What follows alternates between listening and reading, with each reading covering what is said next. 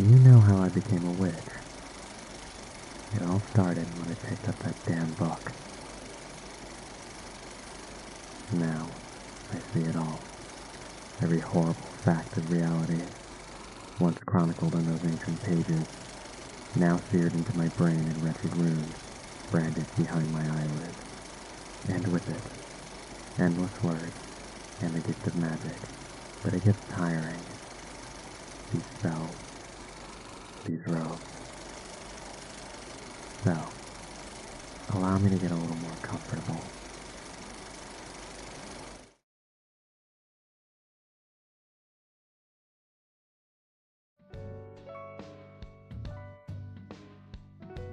Hello everyone, good evening. It's your worst nightmare and dream come true. I'm a very stressed Adrian Hallowell, broadcasting live to you. So before we get into the whole outfit reveal, I should explain a couple of things. Number one, everything that could have possibly went wrong at the 11th hour. Murphy's Law kicked in for me. It is what it is, it's the usual. And, yeah, so I spent all night, I was up literally all night working on a couple of things. Trying to finish creating that video, which I hope you all enjoyed. I made a lot of edits to it. Kind of hacked its pieces, actually. And right before I went on, my model, for whatever reason, started having a whole lot of issues that it was not having prior to testing it. Or rather, when I tested it prior to even planning the stream. I've had this model for a little while now, and I made sure to test it out, and everything was fine. But as I'm about to go live, it decided to act up, so right before going on, I had to, go into the settings and edit the blend shapes myself, which I have no experience doing, and I have no idea how to even do that. But I think that I managed to kind of get it to a decent level where it would stop doing what it was doing. But we will see how it all goes. Anyway, so I'm going to show the outfit off. It is not like a whole big, like, revolutionary thing, but I do like it, and I hope you will too. There's more to it that I'm going to explain, but let's go ahead and get into the outfit reveal first. I think I've done enough yapping. Let's get to it. Welcome in, everybody. Welcome in Purple, welcome in Naka, welcome in Emerald, welcome in Sally. Yes, we will talk a little bit more about Sally. Emerald already noticed it. But we'll talk about that in a second. Alright, anyway. Alright, I am just going to slowly rise up.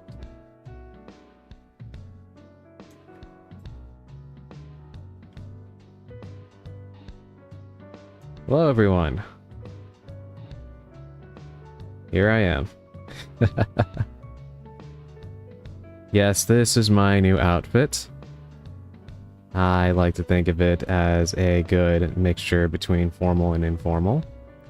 In fact, I can show you I had a new piece of art made specifically for this.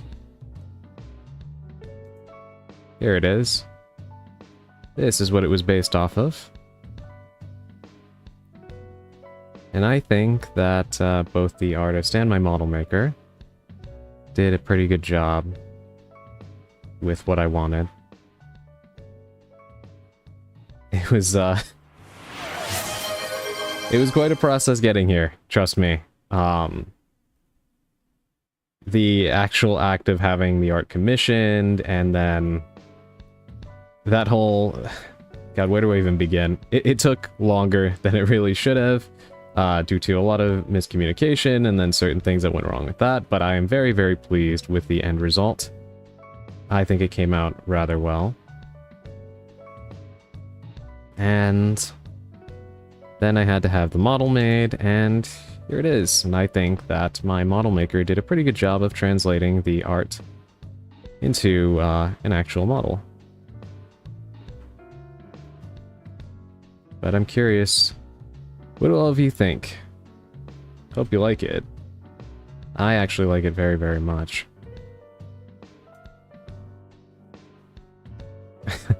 Thank you for the 50 stream streak, Purple, and also thank you for the head pats, Naka. I could not see it for a second behind the image. Classy, thank you. So fancy. Yeah, I really like it.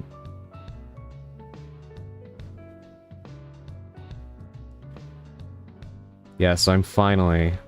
It's great, it's got a dangerous vibe. Thank you, yeah.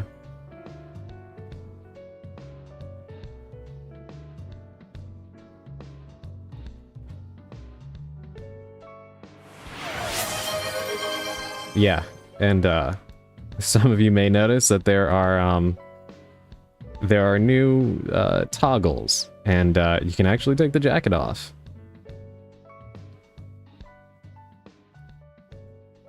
So you all can have fun with that, just like you seem to enjoy stealing my hat. Yes, I did disable those for now, the ones with the hat for the moment. Since I will be using this outfit today, I want the opportunity to show it off. I guess we have two dandies in here.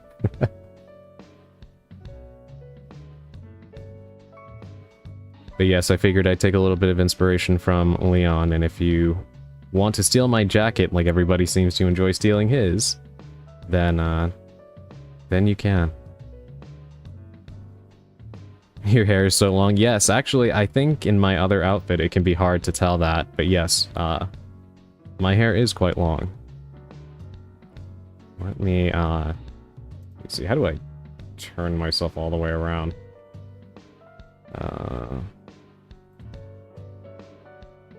Yes, there we go. Yes, my hair is very long.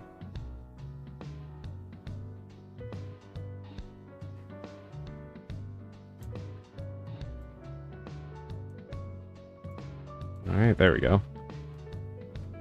I don't usually mess with the rotation options very much, so I just wanted to make sure that I didn't make my model freak out. Everything feels like it is so very fragile. But yes, so let me do a little bit of explaining. Right before I went live, I loaded up the model, and like I said, I had tested it several times because I know my luck and I know some of the issues that I had using Vignon before. And when I loaded it up, this time, for whatever reason, my facial expressions were just completely bugging out. And I looked very sad. I don't know if any of you have seen the movie Zoolander, but I kept making like the model face in that movie, and while it was very funny, it was very, very annoying. That happened right before I hit the go live button. So I ended up having to take another probably 20 minutes or so to edit the blend shapes myself, which again I have zero experience doing. But given the fact that my face is not freaking out at the moment, I think I did it right. So, I'm quite happy about that.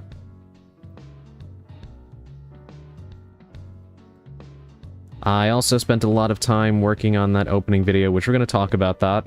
There's actually a few things I want to talk about with you regarding, like, future streams and what exactly, in my mind at the very least, this outfit kind of represents for me from a streamer perspective and my ambitions moving forward. Good job fixing it so fast. Thank you. Yes, I tried very, very hard to make sure that it looked okay. But yes, so I know that this outfit is probably not much of a major deal. It's just an outfit change, right? But for me, it kind of represents something special. Mainly that, as I've spoken about before, I really didn't think I would make it to this level in terms of as a streamer. Even though I'm still a very small streamer, I didn't anticipate getting to even this point. And I want to thank all of you for supporting me and being here. And, you know, all of you who have subscribed and everything like that, I want to put that money towards improving the stream experience. And this is kind of just one example of it, right? I want to be able to have new costumes. I want to improve the layout. All sorts of things that hopefully will continue to upgrade with time. And that is part of what this represents. But what it also represents is an intention moving forward, which is, for this outfit in particular, I wanted something that was a little bit more casual. Because while I do plan to use this interchangeably, like there doesn't have to be a special circumstance for me to use it, I do want to use this primarily for reading streams, which I know a lot of you have been asking for, and I've been thinking about it a lot, and I figure, yeah, we can do that. So moving forward, I would like all of you to let me know what kinds of things you'd like to see me read. Right now, I had in my head some scary stories from things like Reddit or creepypastas. That'll probably be the realm of where we would have to be, because I don't think legally I can read like published works on stream. SD Perry, Resident Evil books. I wonder if I can get away with that. I actually don't know, because I know the Residents of Evil, I think, actually uploaded the first book, like narrated. So I don't know if legally I can do that. I have to look into that. Maybe they got permission for that. But, yeah, believe me, I did think about that. I figured that would be fun. At the very least, I feel like reading excerpts from certain things would probably be okay. But I think just to be safe, reading, like, internet published things is probably the safest thing to do. Right? On top of, reading streams and things like that, I mentioned the other day that I would like to do a community night, and I've been looking for a good date for that. And once I settle on that, I will let you all know. We'll discuss it way in advance, and you can all tell me what kinds of things you would like to do. And I figure we can do some fun stuff like Gartic Phone, maybe play a few board games, maybe play something like Among Us, or just hang out and watch, maybe hang out and watch some YouTube videos and stuff like that. And we could also, something I'd like to do for all of you as well, that I think could be kind of fun, is something I actually have been wanting to do from the start of streaming, which is personalized tarot readings. These would be rather simple, and, I would ask, like, please don't share any, like, super private information about yourselves or whatever. Keep it rather simple, and, yeah, I think that would be something fun to do for all of you. I figure we could do that in some of those community streams. You could send me a certain question that you may have that you'd like to have answered, and I could try my best to, ask the cards and see what they have to say. So that is something I would also like to do for all of you. A lot of times when I do the readings here, they're very generalized, right? But in my experience, you get a very different reaction out of people when you do a reading specifically attuned for them. You can always ask questions, and you answer them ominously, so we don't know who it is. Yeah, that could be the case as well. Yeah, that is a good idea. Yeah, I would have you send the questions in privately, unless it's something like super simple that, you don't mind putting out there. Then that's perfectly fine as well. Just as long as everybody uses common sense and doesn't put themselves out there in a way that is, that would make them feel uncomfortable, right? And of course, the important thing also to remember, and I will always say this before I give anybody any readings, is do not take anything as gospel. I always say that tarot is a snapshot in time, and I am not a fortune teller. So any questions that I answer, would not be like a straight up yes or no kind of thing. And it also wouldn't be me giving you the advice to go do this explicitly. You know what I mean? So it's up to you to interpret the responses and see how it applies to your own experience. I just don't want anybody say, walking out of their job because they feel like, oh, I have this great luck, I'm gonna get another job, and then they blame me for that. Let's try to avoid that. These are just readings, right? But yeah, that will be something fun that we can do on these community nights that we have moving forward. Adrian told me to do the thing. Welcome in, Bulgay. I don't know how long you've been there, but for anybody that's just joining in, this is actually not the main outfit. Naka actually took my jacket off, but I have some art of what it looks like in its full state, and that is it right there. For anybody just joining. I'll leave that up for just a second so everybody can see it. But yes, this is my new outfit. And I am quite happy with it. Thank you, Bulgay. Yeah, this is what it looks like without the jacket. Since everybody had fun stealing my hat, I figured that people would enjoy stealing my jacket as well, so. But yes, another thing that this whole thing represents as well. Thank you, Sally. Let's show them the entire thing. Yes, thank you. Yes, this is what I look like more dressed up.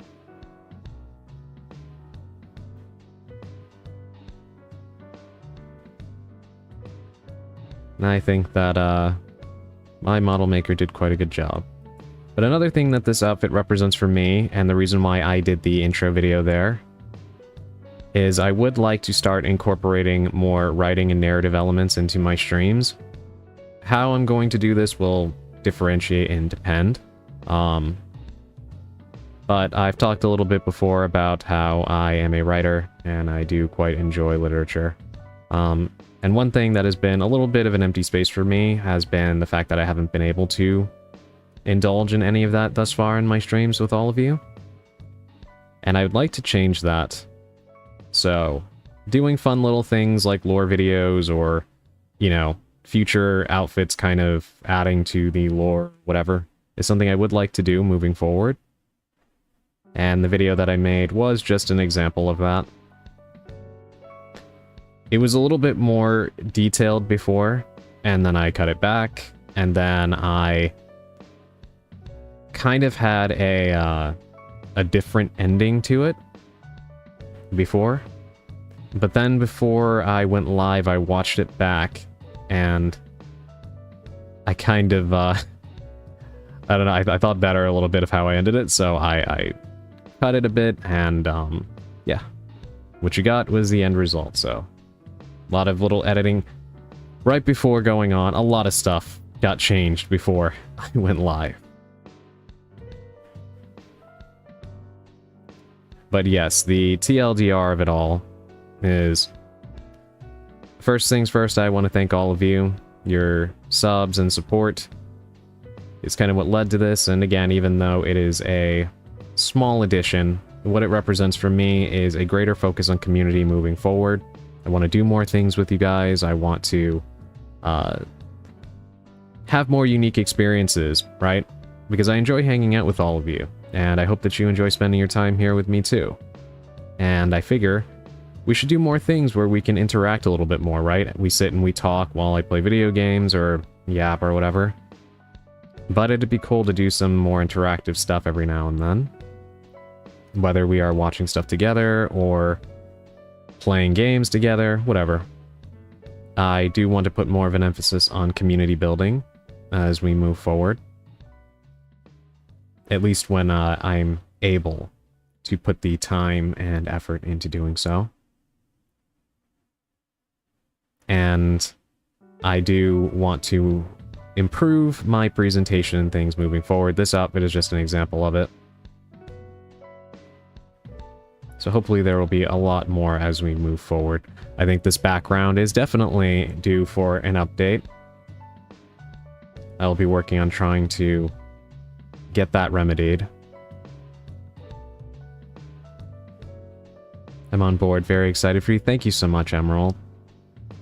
I'm glad to hear that you're on board. So I do think there's a lot of fun things we could all do together. And I've been thinking about it for a while, but I really didn't think I would get to the point, like I said, that I would kind of be able to plan for that sort of thing. But now that the community has grown a little bit, I do think that there's some fun stuff we can do together. Alright, Chad, I got his jacket. I traded for it.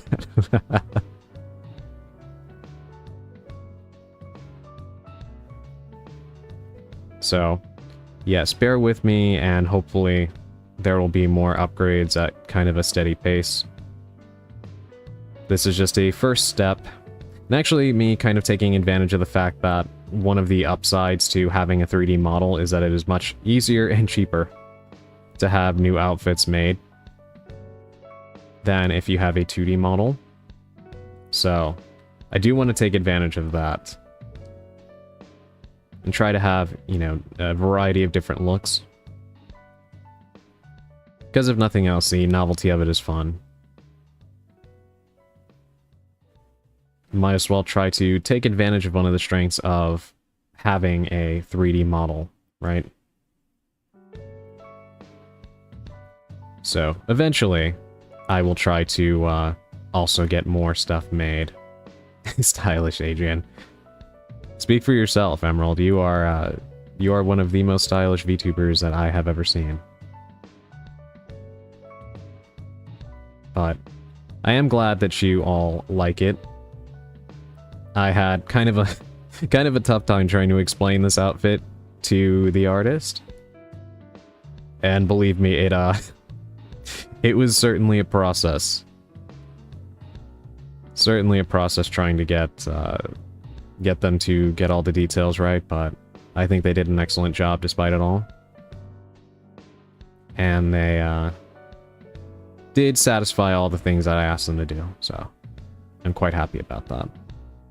Yeah, Emerald's model looks super cool as well. Yes, she does.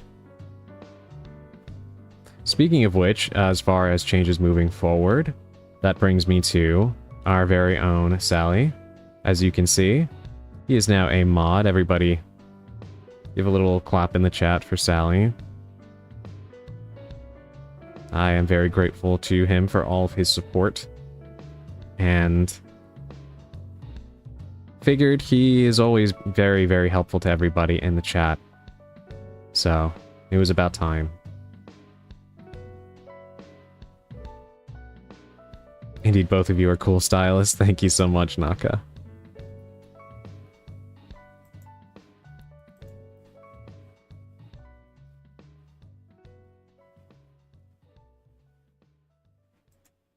He became a god. I promise to use this power only for the good of humanity. I'm counting on you, Sally. I trust you.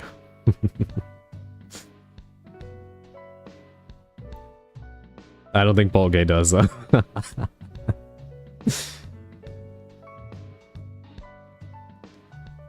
Bolgay knows all about the power and responsibilities that a mod holds. Purple as well.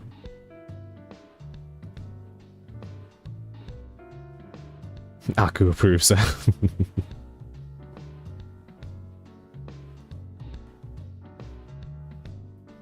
But yes, I think that probably about covers all of the things that I'd like to establish for moving forward. So yeah, be on the lookout for those dates. I was initially going to say next Friday we could do a community night, but I believe I have my collab penciled in with Mari, Callisto, and Sushi for that day. So I will see, maybe Saturday or something like that. I will work on trying to iron out my schedule so we can get it all set up.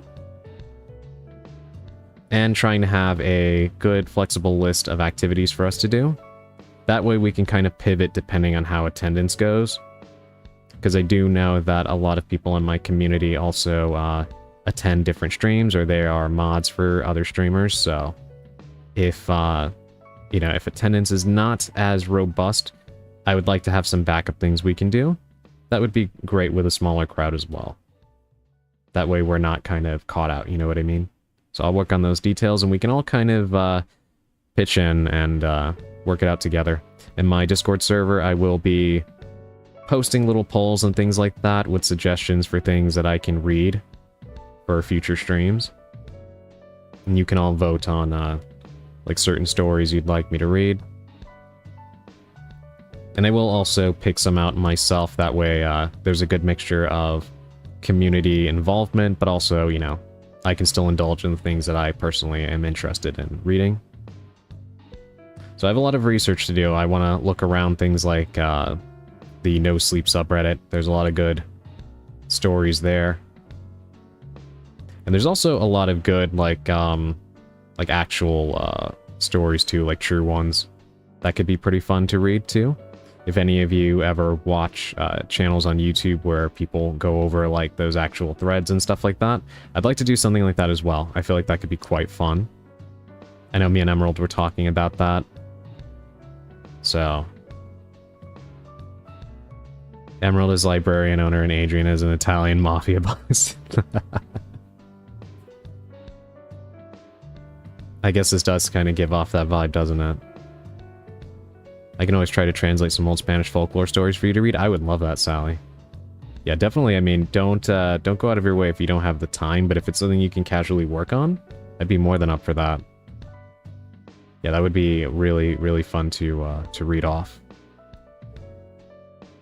And I feel like it could also be pretty interesting too, so that yeah, we can all kind of react to it together, right? I think somebody, yeah, a few people actually mentioned it when me and Emerald collabed. There's a channel on YouTube called Snook, and he usually reads off like true stories from Reddit and stuff like that. And one thing I always like about his videos is that he actually gives his input on some of the things that go on. And I feel like doing it live with all of you would be fun because we can all kind of react to it together, right? So we can kind of banter back and forth about some of the things that we read as well. So that should be fun. Although I will try to do some degree of pre-screening of some of the stories because I don't want to start reading something that might be a little bit overtly like triggering and stuff like that. So I'll try to make sure that the stories are at least not too controversial. To the best of my ability, anyway. I think that's an awesome idea. One of my favorite podcasters translates and reads Japanese ones. Ah, that sounds so cool. Yeah, I love stuff like that.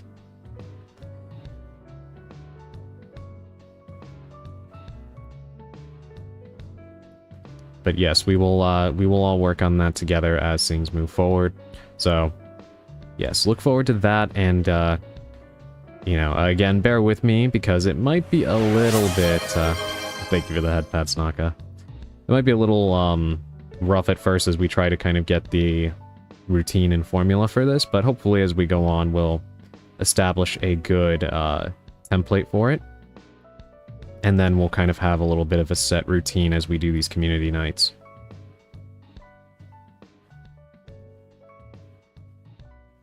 I'm very much looking forward to it.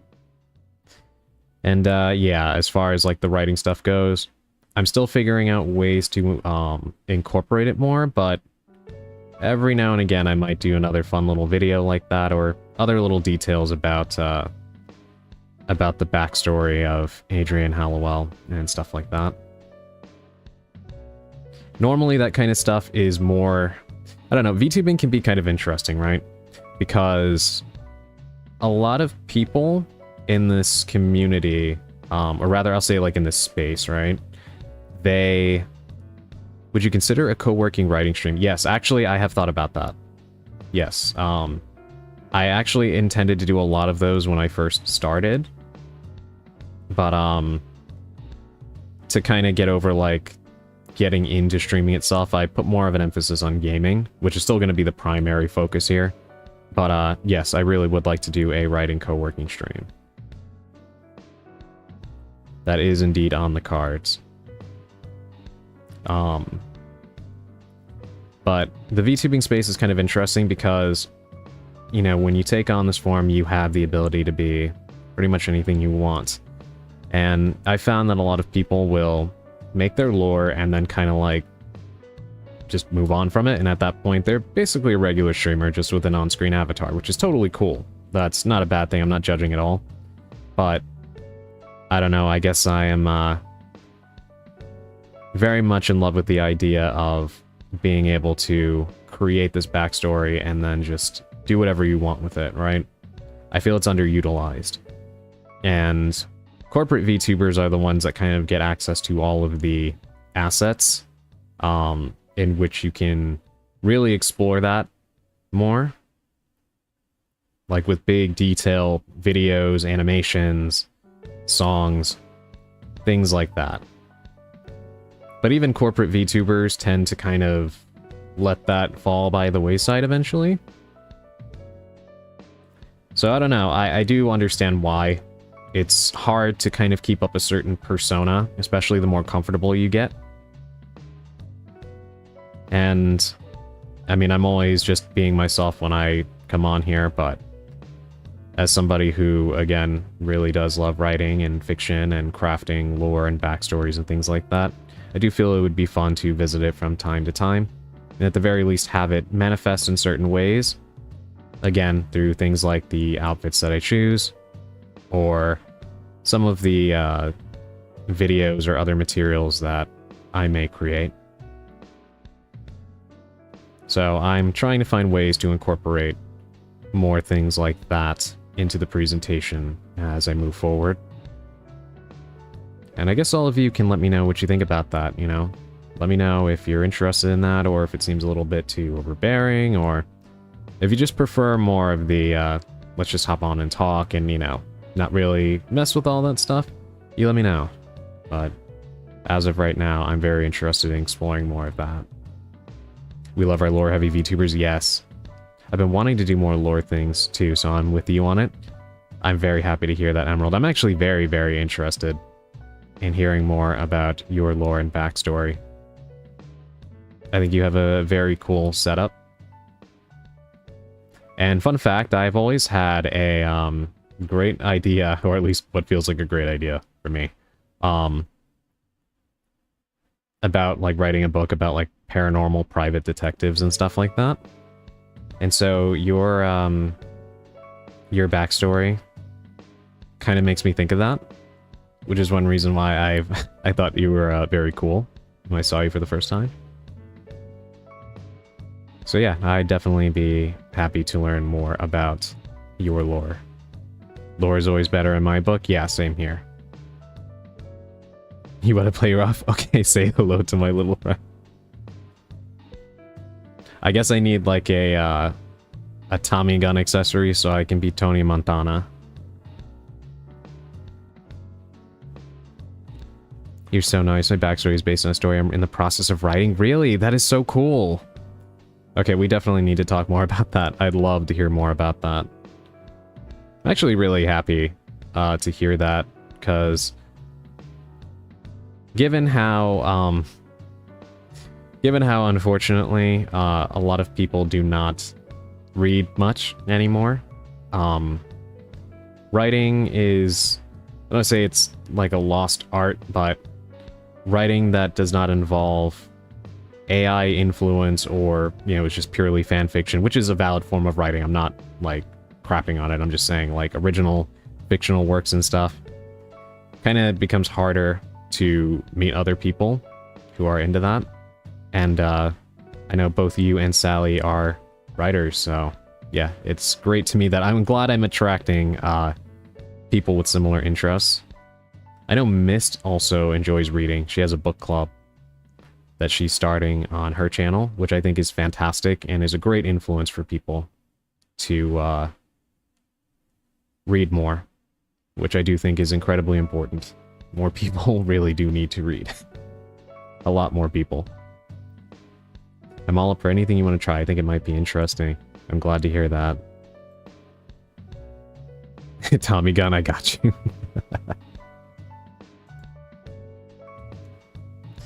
Yes, I think for anything weapon-related, you would be the first person I would turn to, Bolgay. You're like a, organic encyclopedia for all of it. So you would definitely be the person I would turn to. Actually, funny, like, I think if I'm writing any books that ever have, like, firearm elements in it, I probably would ask you a couple of questions for authenticity and stuff like that. Maybe better than having a weird Google search history. Which I feel comes with the territory of being a writer. There's a joke that every writer's Google history makes them look like a serial killer. And it's not that far off from the truth, especially if you write, like, crime or horror.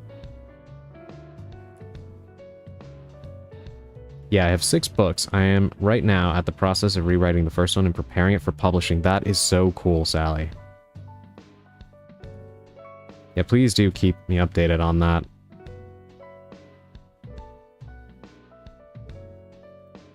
Especially now, it is very difficult to get published, and even self-publishing is tricky these days because of all of the AI competition and...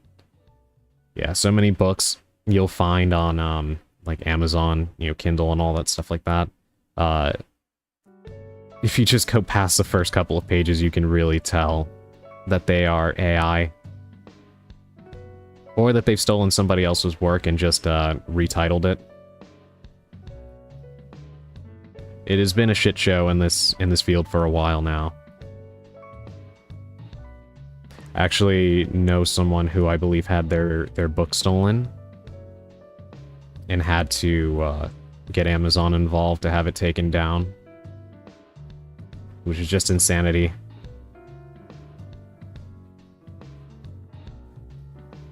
I have also found some of my works that I have published online and, like, mirroring sites and stuff like that. And it's always sites that have, like, viruses on them and stuff like that. You can't really do much to get them taken down except filing, I think, a DMCA complaint and things like that. Yeah, it's pretty shitty. If it goes well and we make an English translation, I'll let you all know. Yes, I'd love to pick it up and read it.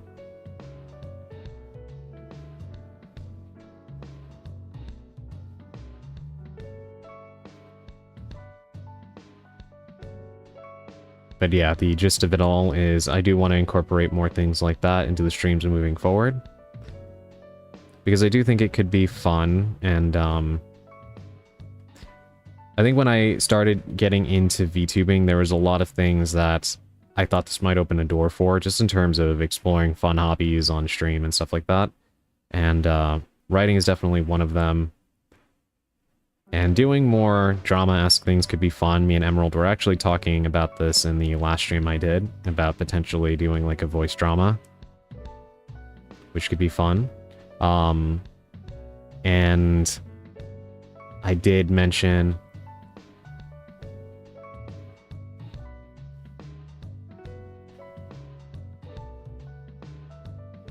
Why did shield mode just come on?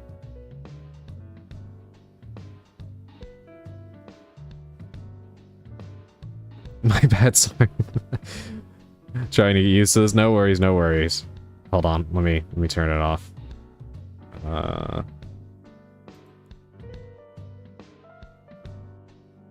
And then, yeah, slow mode is on as well. Let me figure out how to turn that up. Thanks, I thought that was a mod view. Hi, I love the new fit. Hey, welcome in, Mist. Thank you so much. We were actually just talking about you and your book club and how cool it is, because I was talking about wanting to incorporate more writing elements and stuff into my streams. But yes, welcome in. Hold on, I want to show you the art I had made for it. Yes, that is it. I had this piece commissioned and based the new outfit on it. Me? Cool in the same sentence? You are cool, Mist.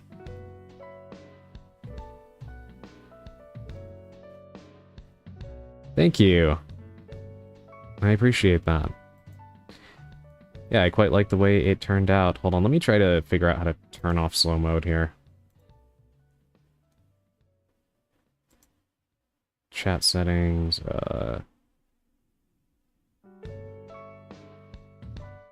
okay, it's off. Yeah, we're good. Yeah, no worries, Sally. Just, take all the time you need to get used to it. I totally understand. I was initially like... I thought somebody came in and posted something heinous, and you smited them or something like that. I was about to say, where the hell did that come from? You should totally have writing days / streams. Yes, I do want to do things like that. That is definitely in the cards. I meant to just do the emote. Yeah, I do feel like, I was just mentioning this to everybody here, but there's not enough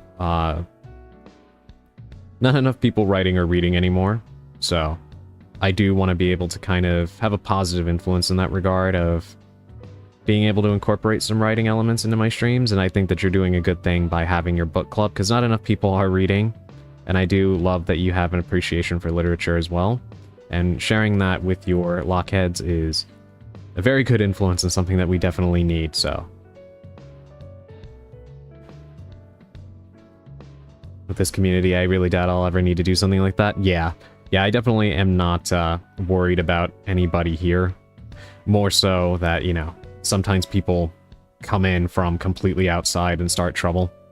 I thankfully haven't had that issue so far, but as somebody who has run communities before, not streaming related, but other stuff, I have definitely had that experience before. Trust me, I've had to put more than a few people in their place.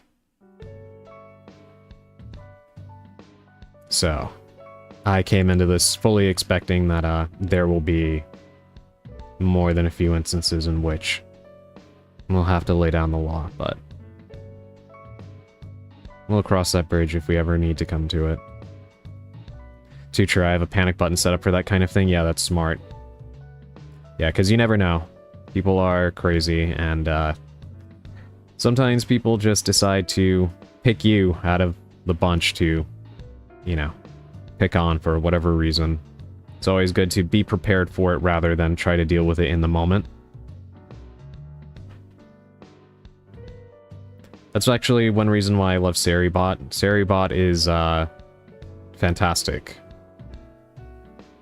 Usually gets rid of any spam bots or anything that comes in with no issues.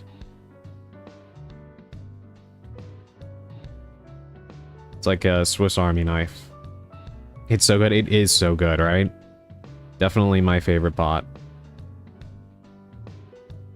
Yes, we will bring more reading and writing to Twitch, yes. Yes, definitely. The world needs a lot more of it. I like that one game that you play that has you like walking around the town and then you can recommend books to people and stuff, and they're actually like real works. I'm forgetting what it's called, but it seems like a very chill game, and I do like that it actually incorporates real literature into it. Tiny Bookshop, yes, that one. It's a very cute game.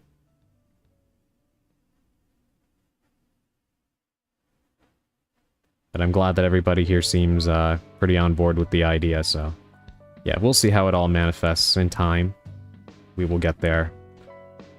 But I'm glad that everybody seems okay with it. It could be pretty fun. Agreed, I've been trying to find more like it. Yeah, you know, I think there was another game I saw that was kind of similar, but I can't remember what it's called. I don't think it was as, like, cute and relaxed, though, but, I'm pretty sure there was another game that involved, like, actual books and stuff. But I have to look into it. Also, this is a completely random thought, but I don't know why us talking about Tiny Bookshop made me think of this, but Emerald. If you remember when we were playing Rewind 99, do you remember how we found a baseball bat? And we were wondering what we would use it on, and we were kind of suspecting we might need to use it on some, like, rowdy customers or something. Evidently, what we were supposed to use it on is these red boxes. Like, you know, the red box machines that let you rent movies and stuff like that? Apparently, some of them start spawning in the area, and you're supposed to go smash them. And I only saw that yesterday watching somebody else play it. Be right back. No worries. Take your time, Sally.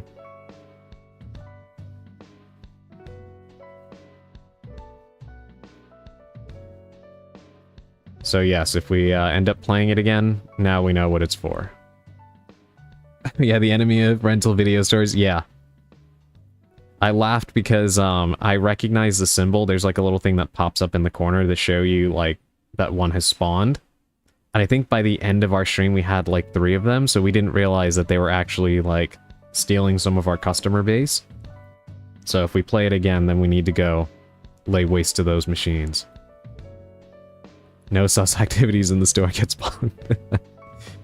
There is a game like that. I saw some other VTubers play, where when people come in and they like start causing trouble, you have to hit them with a baseball bat. That's why I thought we were supposed to use it on some of the customers. But no, evidently we're supposed to use it on the red box machines. Pretty good to know.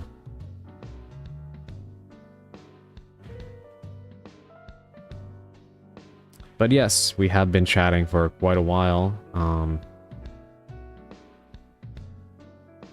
OBS was going red for a second, but it looks like we're okay. We have been chatting for quite a while. It's also for one more thing. Is it?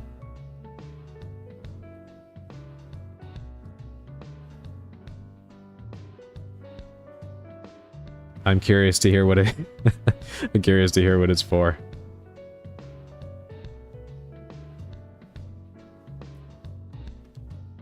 Yes, we will jump into our pre-stream tarot card poll. The only thing I will say is for anybody that's not in the Discord server, if you do want to be a part of some of the things that we've talked about today, the community nights, the personalized tarot readings, and other things that we'll be doing, feel free to join the Discord. That's where most of the kind of community corralling will be going on. But I will also discuss it on stream, and you know, you don't have to be a part of that community to take part. It would just definitely make it easier to stay in contact over it.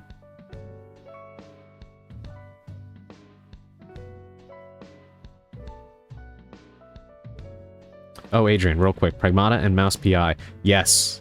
Yes, both games have been on my mind. I really want to play both of them.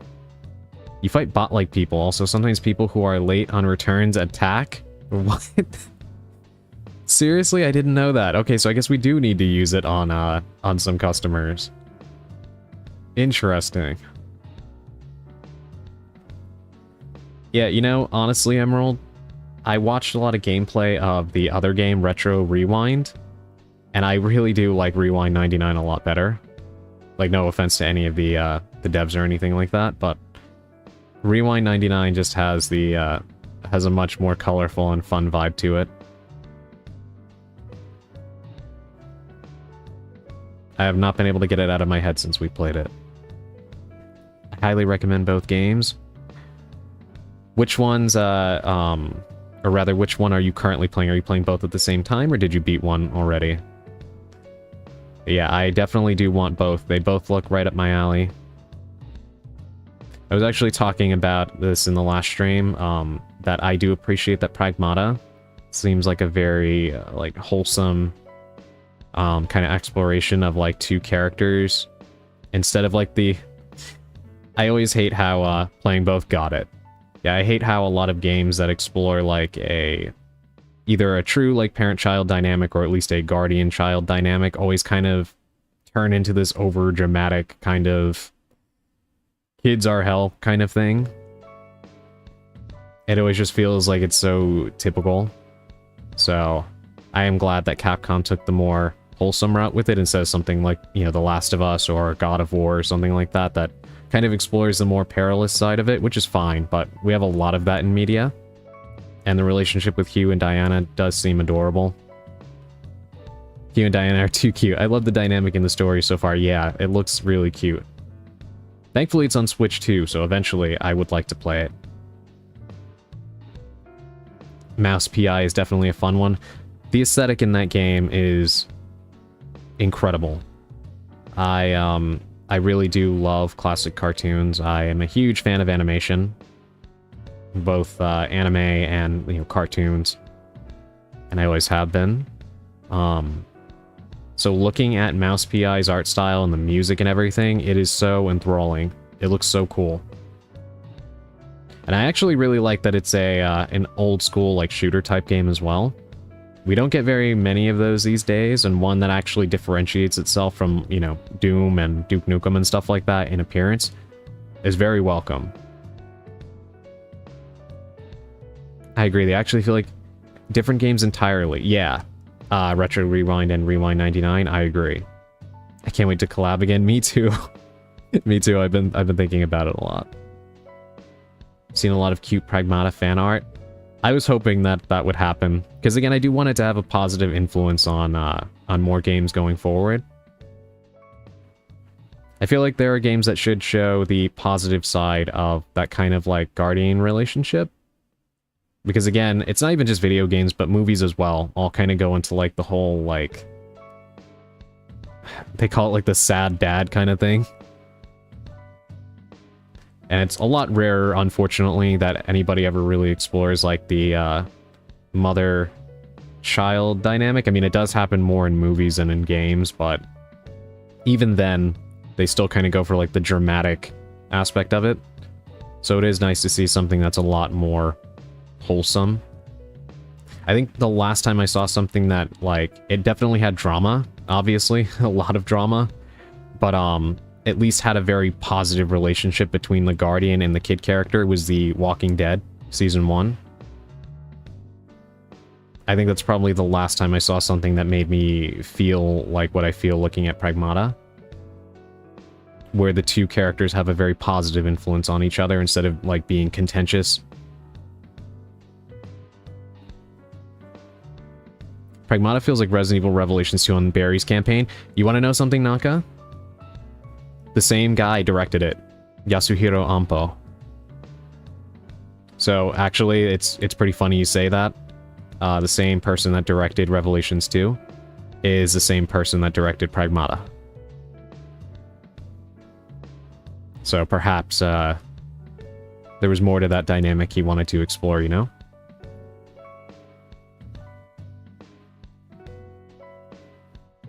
It's funny, because I was thinking the same thing, and when I read that the other day, I was quite surprised that, that he was a director.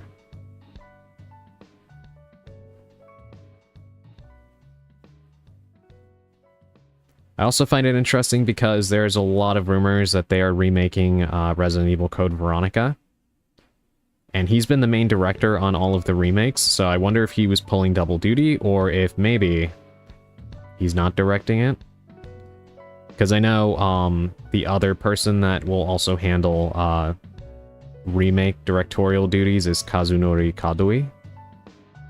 So he could also be the lead on that. I guess we'll just have to wait and see. But I'm definitely pulling hard for a remake of Code Veronica.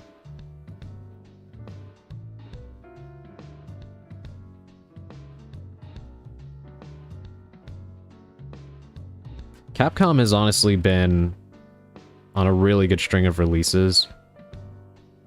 And to me, they are one of the only devs right now. Welcome back, Sally. We were just talking about how Yasuhiro Ampo is the director on Pragmata, and how Naka was noticing some similarities to Revelations 2 with Barry and Natalia's relationship.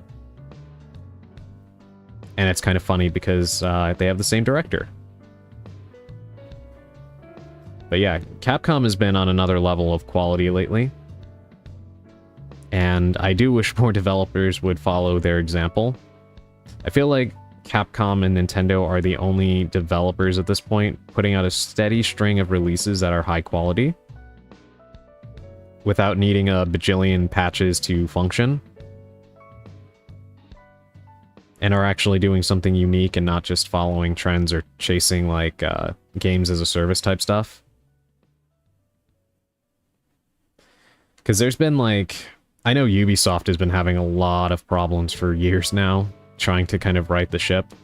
And there's a lot of stuff I could talk about in regards to that, but setting aside what has allegedly been going on internally with that company, their output has been bizarre. Like, they were apparently trying to remake Splinter Cell, which, even though I'd prefer a new game, as I played all the old Splinter Cell games, I'll take it, right? I just want Splinter Cell back in the public eye. I love stealth games.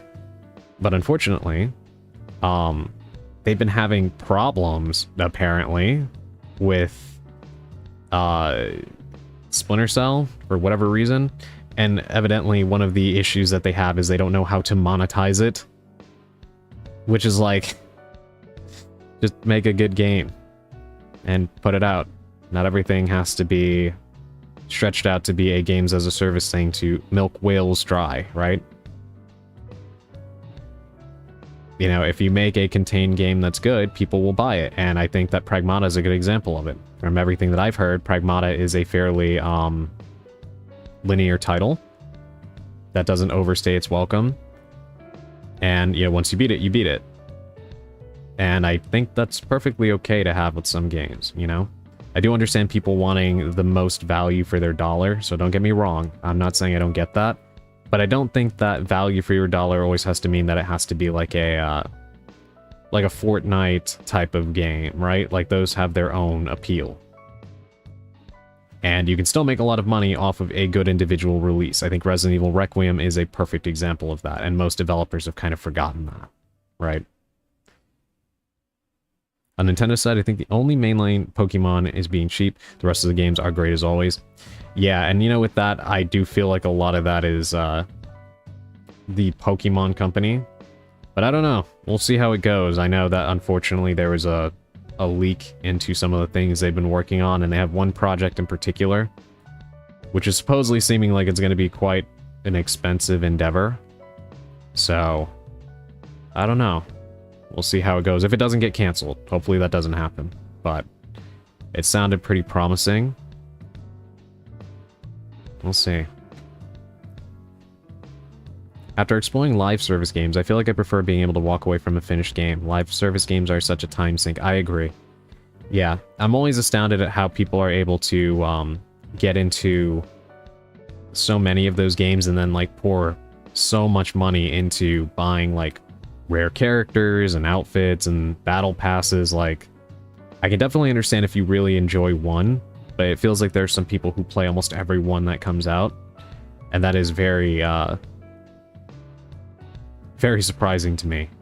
I think it's okay for games like that to exist, of course, but yeah, I'm with you. I tend to prefer games that you can play, enjoy, and, like, be done with them.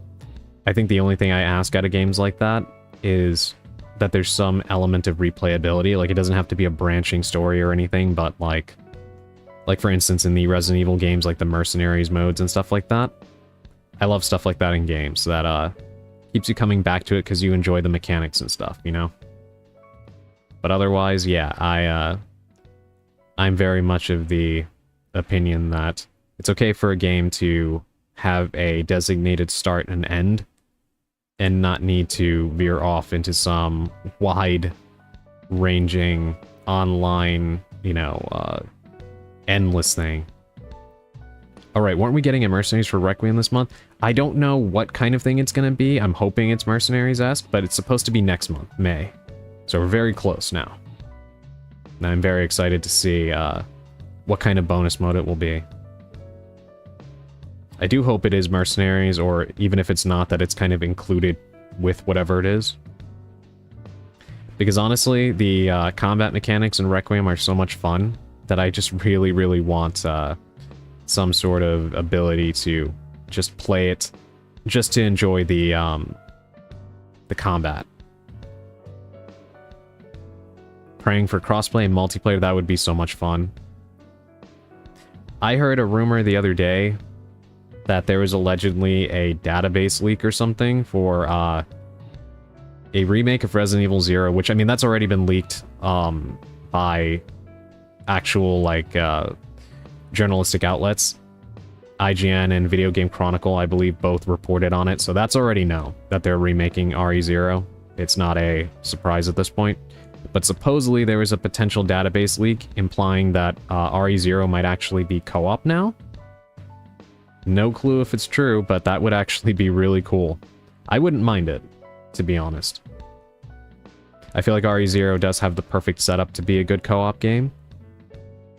So if they did make that change, I'd be all for it, right? I feel like there hasn't been a truly great horror co-op game, and I feel like the potential is there. I know a lot of people say that,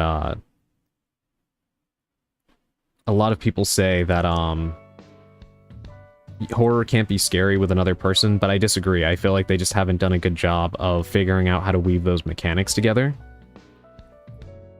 But if you can be scared, like, going into a haunted house attraction with somebody, right, even though you go in knowing that you're meant to have a good time and stuff, you can definitely translate that experience into a game, right? I do think some games are good at it. That's one reason I love playing Lethal Company. Because that juxtaposition of, like, laughing with everybody, and then all of a sudden either everyone dies or you're, like, the only person that, is going back into the dungeon to get stuff or whatever, it can quickly become pretty chilling when you are isolated from everybody else. Or all of a sudden you have to stop talking because there's monsters on the way back to the ship and such. And everything gets tense. There are games that do it right. So RE0 being a co-op game would actually be really, really fun. Haunted house while armed. Yeah, actually, you know, that could be interesting too, having to, like, inventory manage with your partner. Because to be fair, I do think you kind of have some of that in RE5, like, especially on harder difficulties. You do kind of have to count ammo a little bit better between you and your partner. But obviously, there would be a bigger difference when you're accounting for the enemy variety in RE0 as opposed to, you know, the Las Plagas, right? Or the Magini, rather. So if we play it, I can call playing as Rebecca. I don't mind being Billy. Billy is a character that I really hate how much hate he gets. I've seen so many people say he looks like a nu metal reject, which, first of all, there's nothing wrong with nu metal music. Second of all, no, I don't understand why people have this opinion. Like, have you played RE0?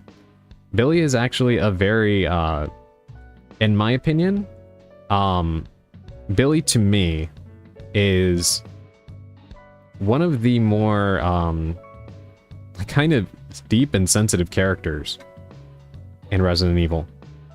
If you understand his backstory, and, well, I don't want to spoil in case nobody here, or somebody here hasn't played it, but there's a lot more to him than meets the eye.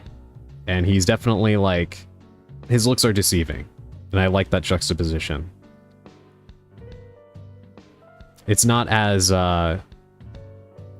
obviously it's not as pronounced, but he kind of reminds me a little bit of like Kanji from Persona 4, and that he has, like, this outwardly tough appearance, but, like, he's a very sensitive and intuitive character, right? I hope it's like when you're separated, you have to both work on your side of the puzzles. Yes, I would, oh my god, I would love that. Yeah, I haven't finished RE0, but I like Billy. Yeah, he's so cool. Yeah, he's a great character. I also like that he has a queen tattoo on his arm. Counting ammo for you and not Sheva. She's wasting all the bullets on you. Yeah, RE5's AI is definitely, it leaves a lot to be desired. I actually do think it's harder to manage the AI companion in RE5 than it is to deal with Ashley's AI in RE4. Spoiler, don't mind me. Well, I mean, just in case anybody else is also playing it too, you know? I always liked him as a character, more than Chris, actually. Yeah, Billy is very layered. I mean, again, I could go into a full dissertation of his character. To be honest, I feel like he's super underrated, and you know how we were talking about, like, tourists and specific fandom communities? Okay, I don't know what it is, right? I'm going to vent a little bit. I cannot stand people who will speak very confidently about something that they know nothing about. I mean, that's probably a very obvious statement to make. I don't know too many people who would appreciate people like that. But for whatever reason, Resident Evil seems to have a very, very big problem with this. People who are so confident about things in the lore that they'll like write it off as being stupid, and they are just getting everything wrong, right? Have you ever considered making YouTube videos on this? I feel like you have so much knowledge. I actually have thought about it. Before I started streaming, I was kind of at a crossroads. I did consider just being a YouTube video content creator. And the first video I was going to make was actually a video essay about what game Resident Evil 7 should have been. Like what it could have been narratively. And what a proper follow-up would have looked like, because I don't feel like RE8 is a great follow-up for several reasons. And like what it could have represented for the franchise. And I actually started writing out the script for it and everything, and then I just realized, I don't know. I feel like making those kinds of videos, I would like to try something like that, but it's definitely a lot of work. I had enough of a time trying to put together that short video that you saw at the start of the stream introducing my new costume.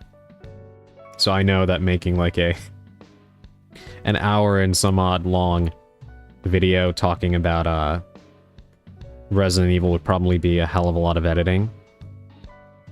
A lot of effort, which I mean I'm willing to put in, but you know, I just definitely need more time and ability, and I'm not too great with video editors, which I should be better considering. Actually, back when I was a teen, I used to write little like I guess like shows involving like different anime characters and stuff, but I would like use their appearances but cast them as like my own characters and tell an original story, and I would put those together on Windows Movie Maker back when that was a thing, and just watch them back. Like I never released them or anything like that.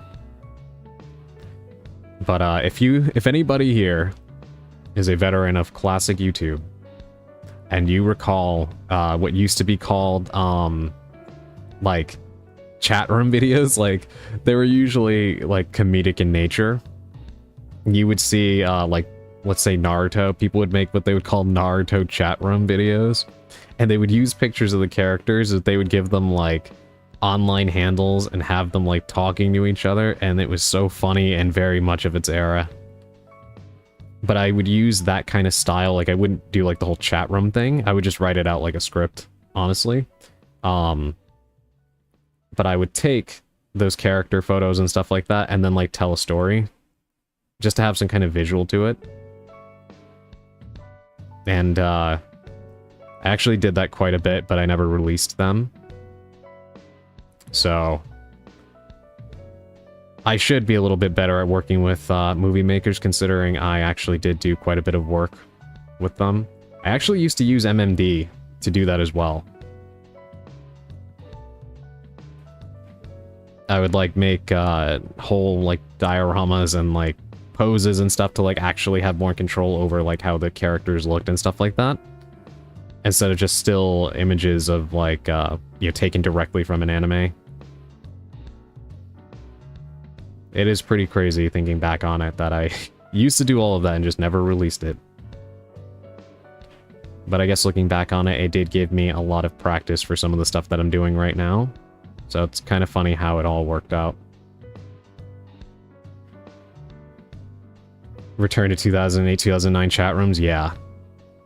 Yeah, that was a pretty crazy time.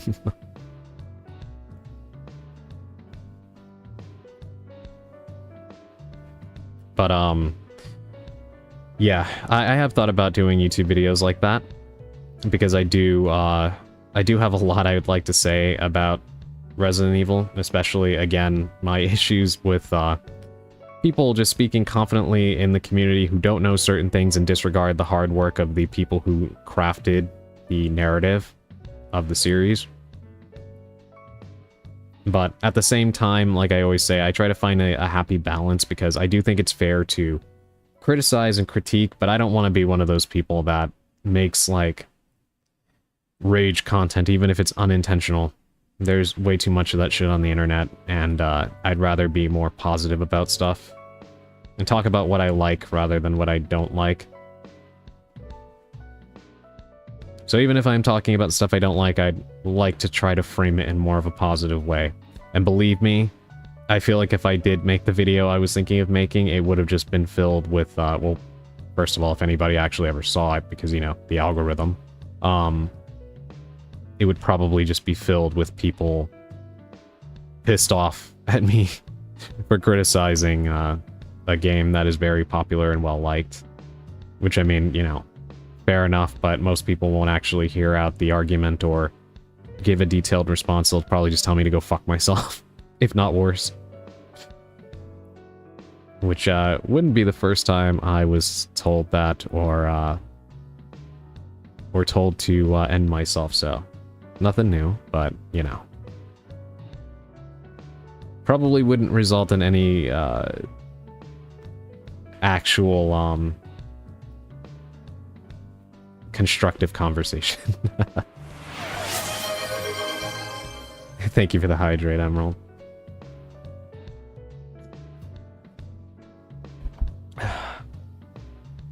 That sounds so fun. I wish I could see them. I love old art stuff like that. I think I managed to preserve some of them. There is a lot of them I think I did lose, unfortunately. Thank you for checking in, Mist. Man, for Requiem, I'd wish a game mode like Ethan Must Die. Randomizer with extra steps. Yeah, oh, that would be cool. Yeah, like a randomizer game mode. I feel like it's weird Capcom hasn't actually done that with the games yet, given how popular the mods are. You figure just kind of roll that into the main game, right? I don't know what they're waiting on. Might as well do it. Jesus, yeah. Oh yeah, believe me. I wasn't kidding when I said, people either seem to really like me or really hate me. Trust me, I've had people say some pretty crazy stuff to me. Though I'm far from the only person. Funny Bolgay is here, I'm pretty sure Bolgay definitely knows what that's like as well. Especially given his experiences at work. People are just out of their minds, unfortunately.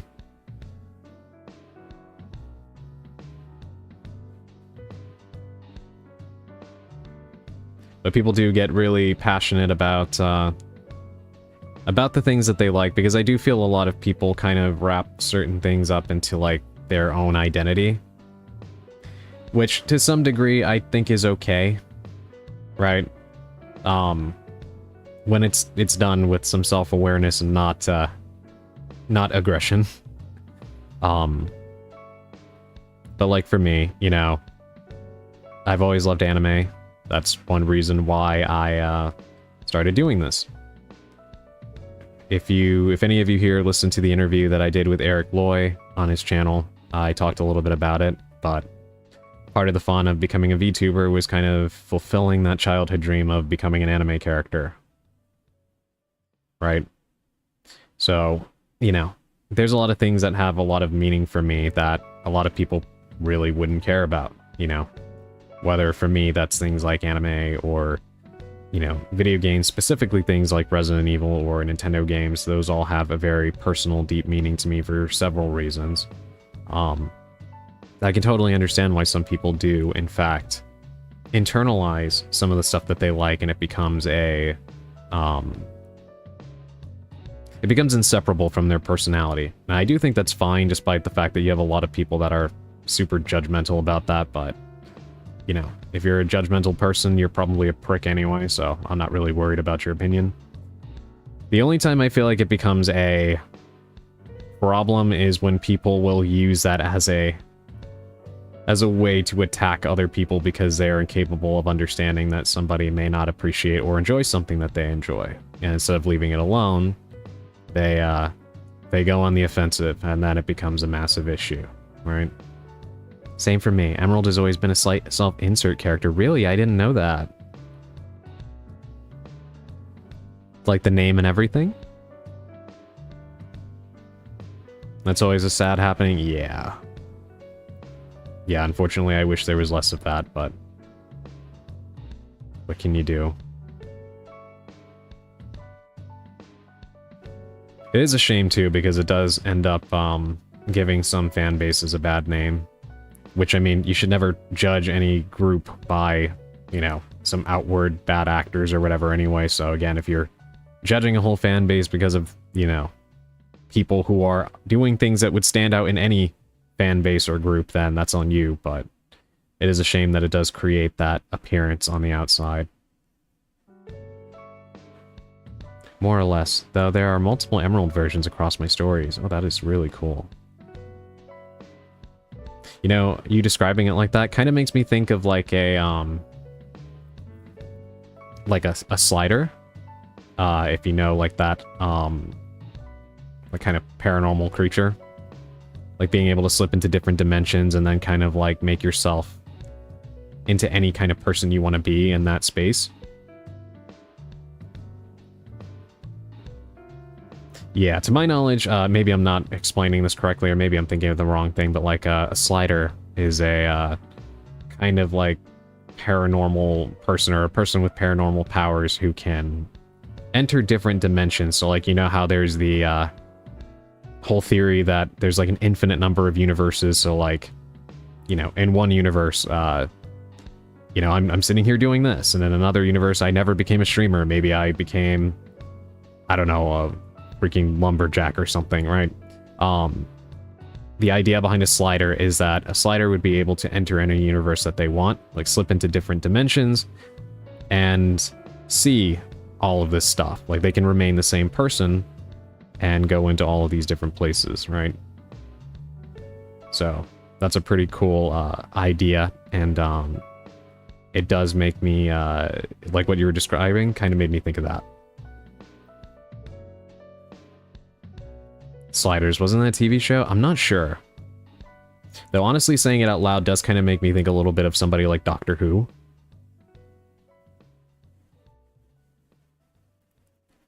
The idea of a slider was also explored in The Melancholia of Haruhi Suzumiya, for anybody that has seen that anime, which is one of my favorite of all time and incredibly influential on some of my written works.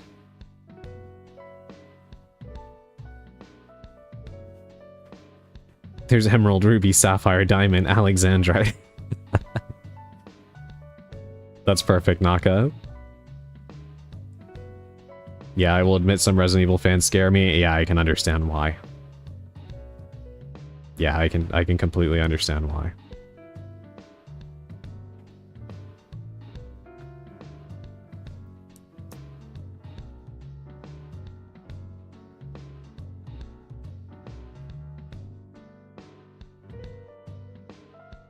But yeah, it's a pretty cool concept, I think.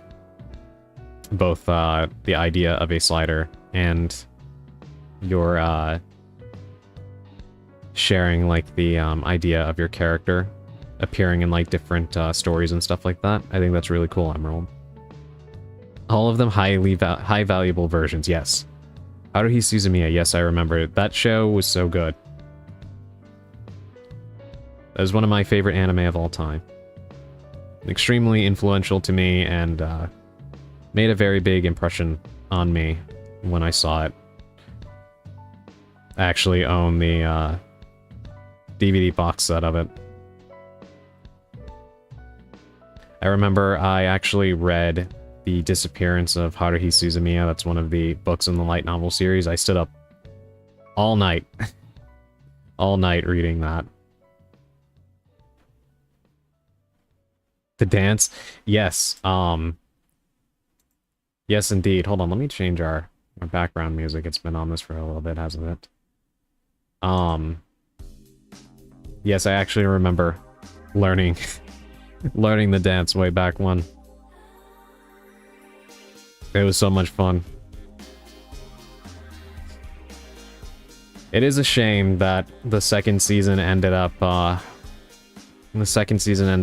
taking a very literal approach to the Endless 8 saga. and it kind of killed the enthusiasm for it. And it just kind of never recovered, at least from the anime perspective, which is very sad to me because I love that show. But the disappearance of Haruhi Suzumiya movie they did was incredible. The art was gorgeous, and having read the light novel, they pretty much adapted it perfectly. And I also did like the, I think it was called The Disappearance of Yuki Nagato. They did a separate anime for that, and that was also really good. I enjoyed that. You just unlocked a buried memory of that show for me. This is what I found. I remember the show. Sliders is a 1990s science fiction TV series about a group of people who accidentally get trapped in a parallel universe and must slide between different Earths using a wormhole to find their way home. Wow, I didn't even know that. I didn't realize that was a show before, but it does kind of assure me that I was right about, like, what sliders are. So I'm glad I wasn't off the mark. I've survived a 5-hour video of Hair Yukai. That's insane. 5 hours? It is really, really good, though, so, I mean, I consider that low on the totem pole of, like, torturous endurance videos.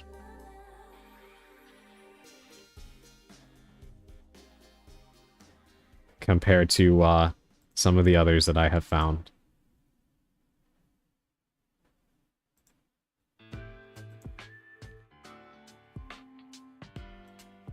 And if you watched Haruhi, it sort of sounds exactly like you described. Yeah, I think I was right about that. Thankfully. I can't English good.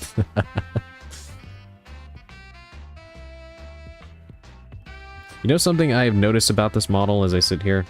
I don't know why, but it is a lot more expressive than my normal one. Maybe that's why I had to tone down some of the stuff on it before I went live. Like, on the one hand, I do think that's good, because I only use a webcam rather than an iPhone, so it doesn't track me as well. But on the other hand, it was doing some pretty crazy stuff before I went live. Expressive on the face? Yeah, like, it may not seem like it because of, you know, again, I don't have an iPhone, so it's not tracking my expressions entirely. But the way, like, the mouth moves and, other subtle little things I'm noticing that the other version of my model doesn't do. I was noticing that before as well when I was having to, fix it. A lot of times when I try to, like if I close my eyes or I look down, it'll just go completely shut. Which it's still doing, which again, I think that has more to do with the shape of my eyes in real life than anything. But I was noticing that it can actually kind of track when my eyes are like halfway closed or like, you know, half lidded and such. And my other model would not do that. So I don't know what happened. Especially because it wasn't doing any of that beforehand, so no clue what that's all about. But I will try to get to the bottom of it.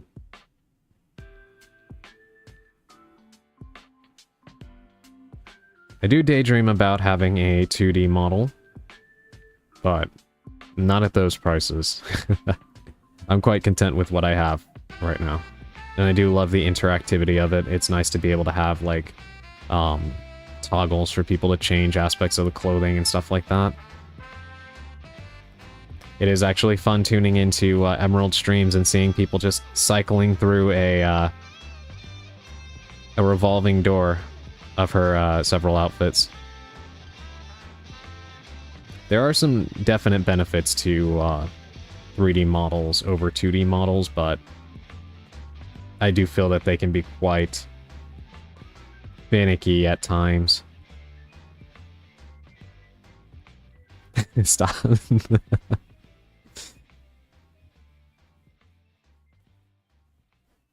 I'll always be confused as to why a 3D model is cheaper than a 2D model. It kind of depends on who you're working with, because some of them charge pretty much the same prices, but a lot of times they will put a lot of effort into it to make it look almost 2D.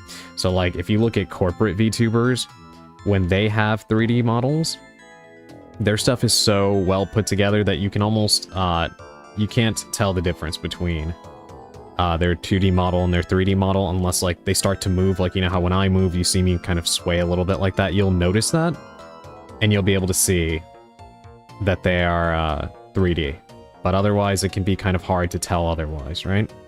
But one of the reasons why that is the case is because if you look up the process of live 2D art and then rigging that art, it's kind of a miracle that it exists at all, right? So I can understand why it's a lot more expensive to have a 2D model made. And it also does kind of depend according to how many toggles you have put on. Some people go crazy with a lot of different pieces, and all of that needs to be rigged and whatnot.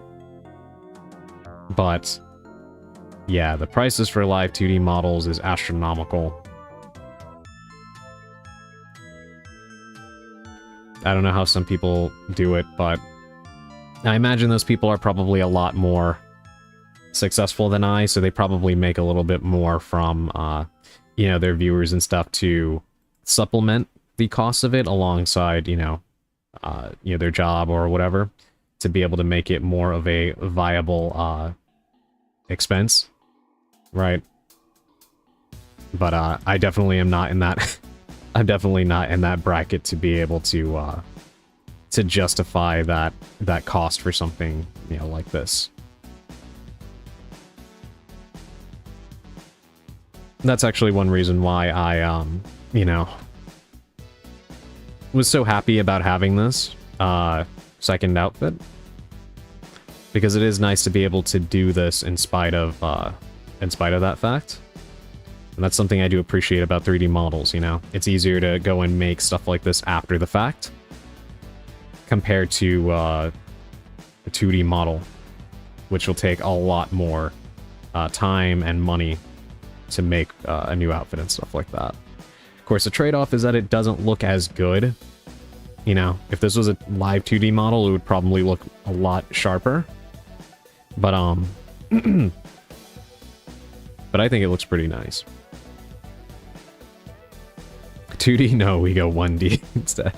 Get Adrian in every dimension.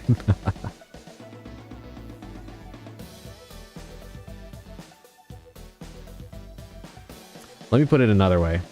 Leon's Clatter Carbine, that would be about the cost of a live 2D. Jesus Christ. You know, actually, Bulgay, I saw this video the other day I think you would probably be interested in. It was a guy going over the Hound Wolf Squad's, like, whole outfit and kit. And, like, examining every part of it, finding, like, the actual real pieces and how much they would cost. And stuff like that.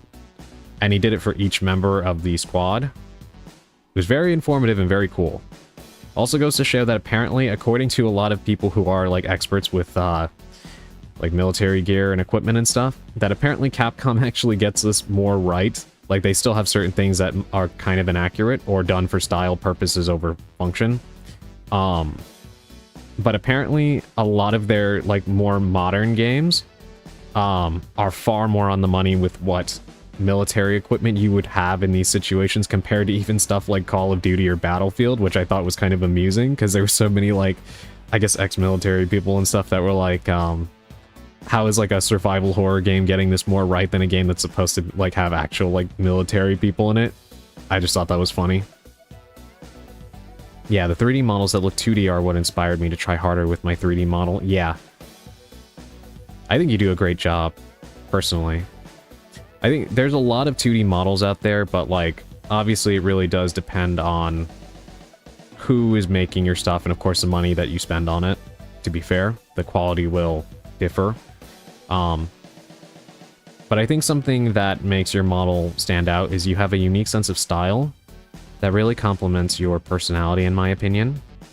Whereas I do feel like, and this is no, like, I try to be very careful with how I say this because I don't want this to come off like I am, putting anybody down, because it's not that. But I do feel like a lot of times in this space, people will kind of go with things that are very like run-of-the-mill, right? A lot of times when people go for outfits, they'll kind of like just try to capture something that is very, stuff that's been done a lot before. And, I don't know, it's, it doesn't really stand out when you put them next to a bunch of other VTubers, right? So even if the quality of their model is really high, their outfit or their overall look may not really help them stand out despite the high quality.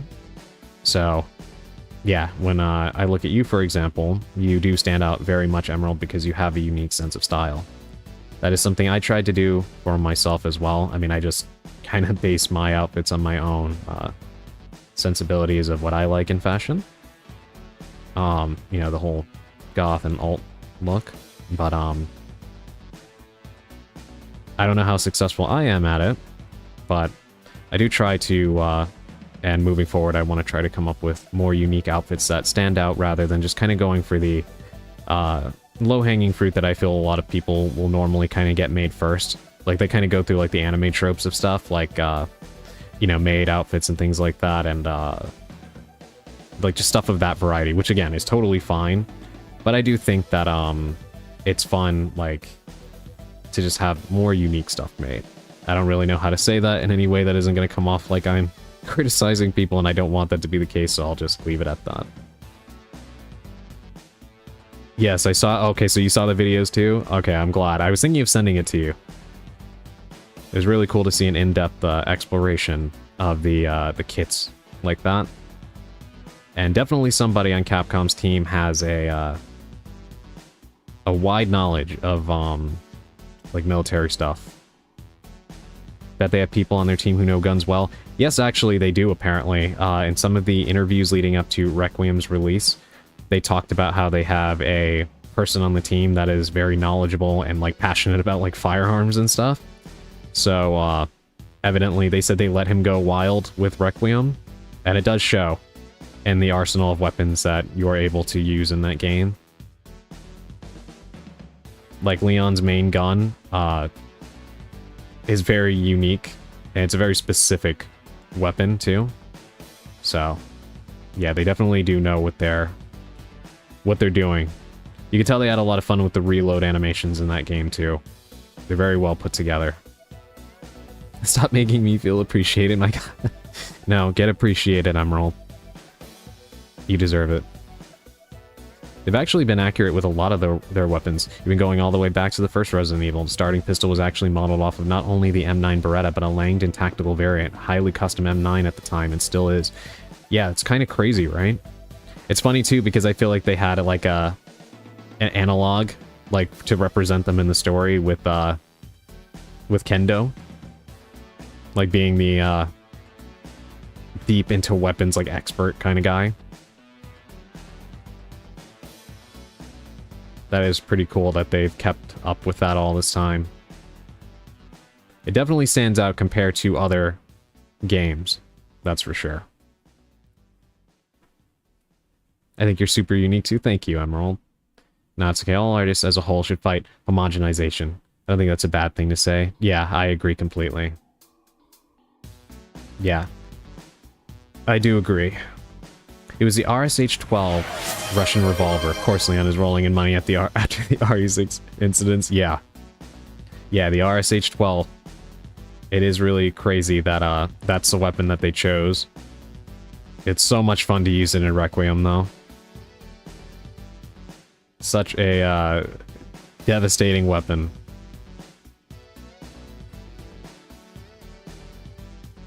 I do like how this is not like a major spoiler or anything, but some people have like hacked the camera in the game so you can see like, because even though obviously you can play it in third person, some people have like hacked it to where you can swivel the camera all the way around, and when you see like Leon fire it, of course he's just like an expert, but when Grace fires it, for the first time, you can see the pain in her face when like it has more kickback and recoil than she expected, and you see her like wring her hand out like it hurt her to fire it.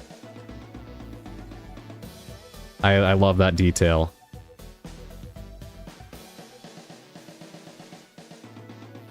And it is cool that they actually go into all of that to, you know, show like the nuances between the two of them using specific weapons.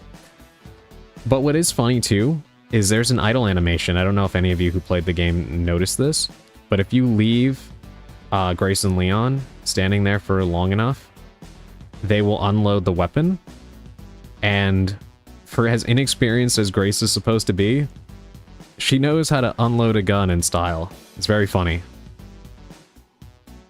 I've seen that clip. I love that it seems when she fires later, she seems more used to it. Yeah. Yeah, I really love that subtle progression of her character in the game. There's quite a few things with her character that do that the longer you play it and the deeper into the story you get. Very cool. They teach that at the FBI. I do believe every FBI agent does need to take a firearms training course, even if they only work in the office. So that would explain it, but I guess she must be a little bit better at it than she lets on, despite how nervous of a character she is, because if you look at her unload her standard issue pistol, it's she's kind of doing some light John Wick stuff. It's funny. Just the fact that she does it so casually, and then, like, you know, a few seconds later, if you start playing the game again, she's screaming her head off. I just find that really funny and charming.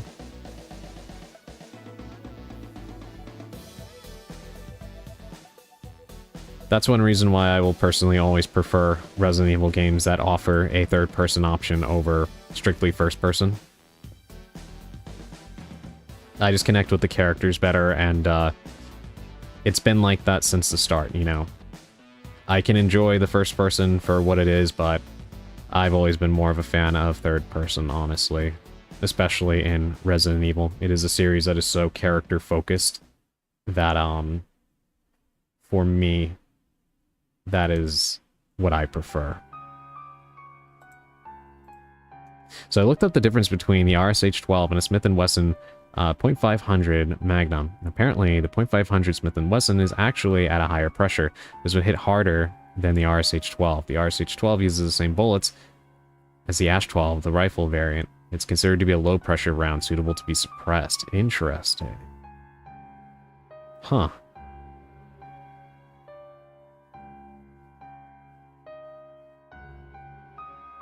That is really interesting.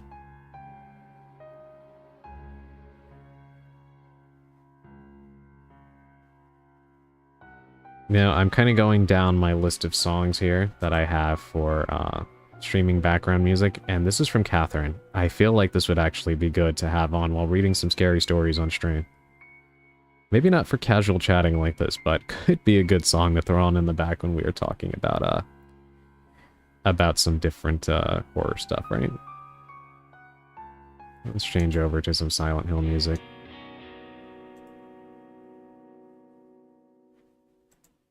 I will keep that in mind.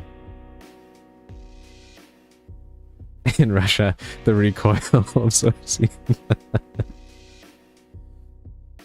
Guns, they do weird things sometimes. Yeah, you know, there's actually, in the Resident Evil 4 remake, that portion, where Sadler, tries to make Ashley shoot Leon, and she, like, can't bring herself to. It's actually interesting if you look, the gun jammed a very specific way. I remember reading about that. And somebody, like, kind of went into the deep details of it. And again, showed that Capcom really knows what they're doing. Like, I think it's a type of jam that happens if you try to, like, fire a weapon incorrectly, and especially, like, limp-wristed, which goes to show how Ashley was fighting the influence. So there's a lot of little, like, subtle detail and storytelling in just that a lot of people will just never consider, because they won't, like, look up all this extra stuff that, you know, nerds like me will. And I appreciate that Capcom takes the time to do that, because people like me do appreciate it.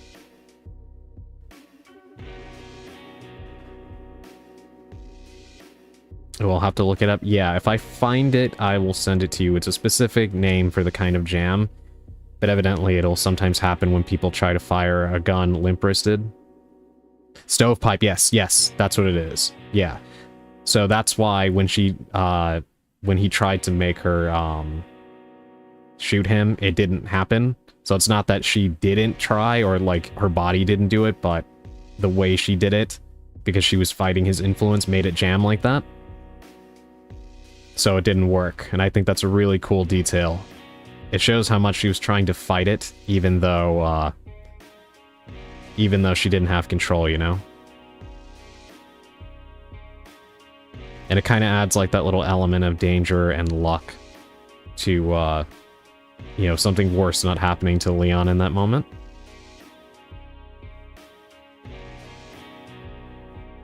If I had a whiteboard, in a couple hours I'd explain everything.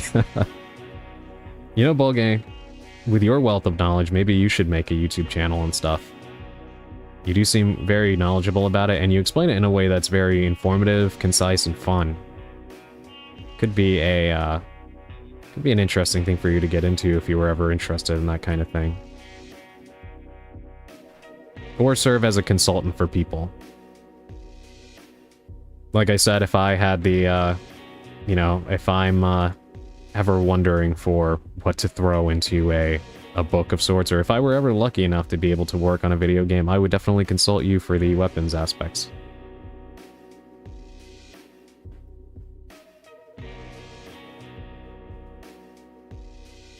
Especially since it seems that, according to some people at least in the comments of stuff I've been looking at, the major military gaming franchises are not doing their homework correctly, I guess.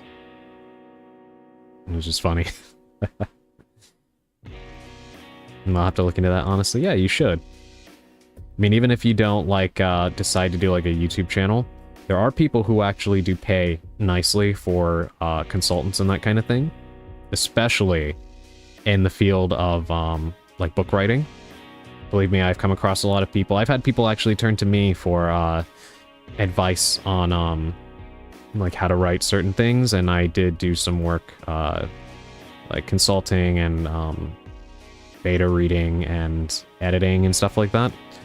So there's always people that are looking for things like sensitivity readers and people who are good at authenticating some of the details they have. BRB, I think cats are fighting outside. Take your time, Sally. No worries. Yeah, please get that sorted out. So yeah, you know, as a weapons consultant for novels and, you know, film and stuff like that, you could actually make a decent amount of money from doing that. All completely freelance. You know, even if it's like a side gig, you know? Could be something to look into. And there's a lot of places to do it.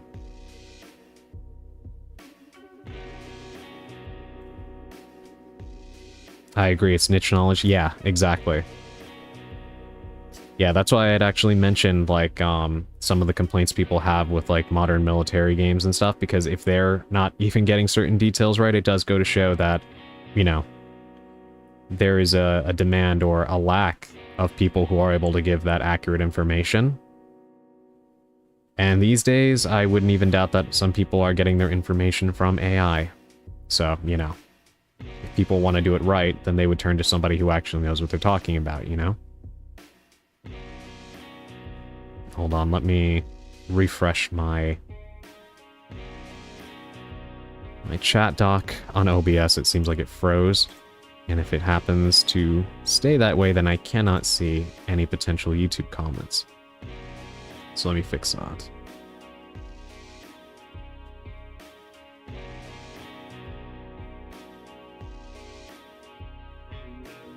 Alright, I think I fixed it.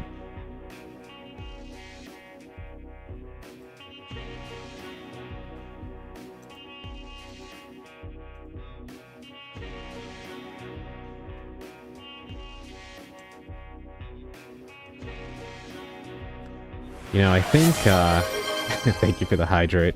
Let me take a sip real quick.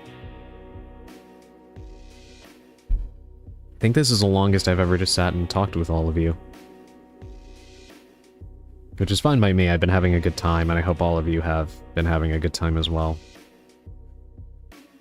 I always thought about doing some just chatting streams, but I never knew how successful that would be, as I am not much of a talker personally, but you all make it easy. I always have a good time. Thank you, Paul Gay. Who needs Google or any AI when we got the Oracle, which is the old grandpa that has all the information that you need? Yeah, you can't beat general or genuine first-hand information, you know? That is always the ideal source. You're a great talker. Thank you, Emerald. I definitely don't feel like it, but thank you. I do appreciate that, and that is rather reassuring. Yeah, but definitely give it some thought, ball guy. You could find yourself a nice little gig in doing that, you know? You never know. There are tons of writers out there who are always looking for somebody who can supply them with good information on stuff. Actually, fun fact. Let me tell you a little story here, right? Always keep my options open for that. Yeah, definitely do. So like I was telling you, I have done some work doing editing for books for people and stuff like that. And one time, somebody approached me offering to pay me, supposedly, in their words, literally anything, right? Pretty much a blank check to help them write a specific thing. And right off the bat, I'm like very suspicious of this, but I'm like, okay, what's the nature of this thing that you want written? And evidently, it was supposed to be some sort of specific, like, set of things, like, as to how a fight would go between two people, like real people. And I'm like, I mean, are you referring to like characters or actors? And they're like, no, a real person. I'm like, is this supposed to be kind of like a fun, like, you know, what's that show on YouTube, like Death Battle or something like that, like where they pit the two characters together, right, against each other? I'm like, is it supposed to be something like that? And they're like, no, I just want to have like a realistic, like, simulation of what it would be like with these two people. And I'm thinking like, okay, I asked him, I'm like, sir, are you one of these people by any chance? And he's like, yes. And the way that it's hard to explain, but the vibe I was getting, which, first of all, welcome back, Sally. The vibe I was getting very much was, don't talk to this person anymore. Like, I was getting those, that intuitive feeling of, this is not a good person. And the way he was kind of describing it felt more like he was trying to write some kind of manifesto. If you know what I mean? And I'm like, well, sir, I'm not, I don't do that kind of thing. And, I don't really know too many people who would do that kind of thing for you. And, who would be comfortable with it. And I'm just thinking to myself the entire time, I do not want to have something horrible happen and then have it pointed at me that I, helped somebody write this thing when I have no idea who the hell this person is, or, what their intentions with it were, right? So I was like, no, I'm not, I will not be taking on this job. Sorry, but you're gonna have to look for somebody else. And there wasn't even like a response, like oh, thank you for telling me, or whatever, just complete silence, and then nothing afterwards. So thankfully that was the last of my interactions with that person, but I had a very bad feeling that what they were actually asking me to do was help them write some kind of manifesto, and I refused to do so. They were really adamant about it too. They were like, I'll pay you anything, just tell me what you want. And I'm like, yeah, this is not on the up and up. No way in hell.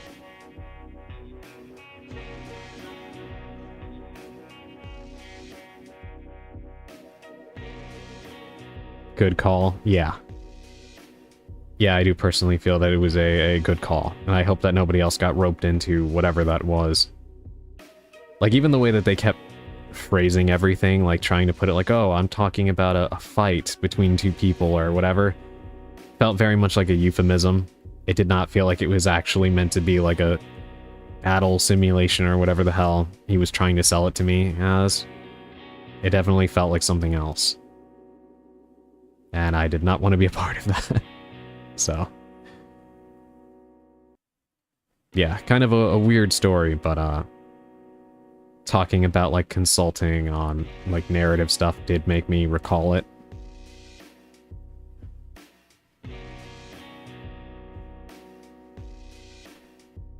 Not quite following, but I feel like I don't want you to get more specific.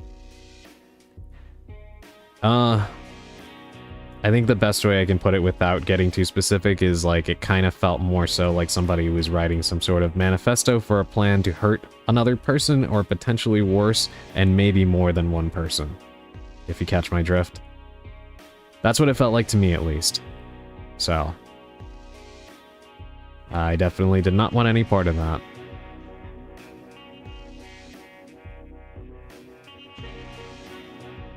Those are the proper emotes for this situation.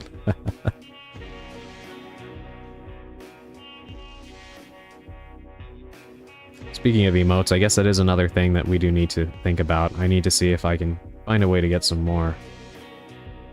I really don't have all that many, do I? Guess that's something else I need to look into as far as adding to the presentation and stuff like that. Again, good call, but I will write that down as a story idea. Be my guest. I'd love to see what you could do with something like that. It was a weird experience, that's for sure. I could easily see that being like a horror story. You can get a donation box going for emotes. Yeah, I guess that is actually a pretty good idea. I just feel kind of...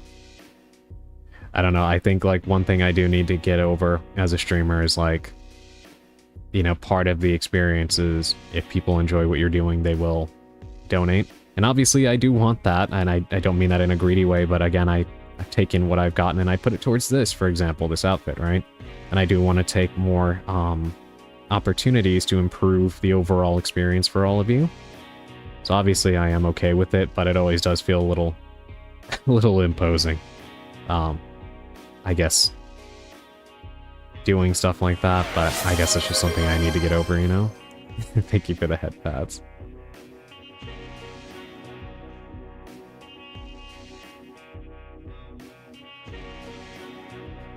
But yeah, that's not a bad idea. Maybe I will do something like that. Especially because it does seem like I've noticed in my like stream summaries and all that analytics information, I can see that a lot of people do seem to enjoy using the emotes that are here. Which of course those were made by Alandria, who is a regular in my chat and a friend of mine. She is a fantastic artist. And it does seem like people do quite enjoy using the various crow emotes that we have in the chat, so maybe it could be a worthwhile donation for people if they do also enjoy using them outside of my streams as well. Which, at least according to Twitch, the crows do get a lot of use outside of my chats. So they're going to good use, which is good.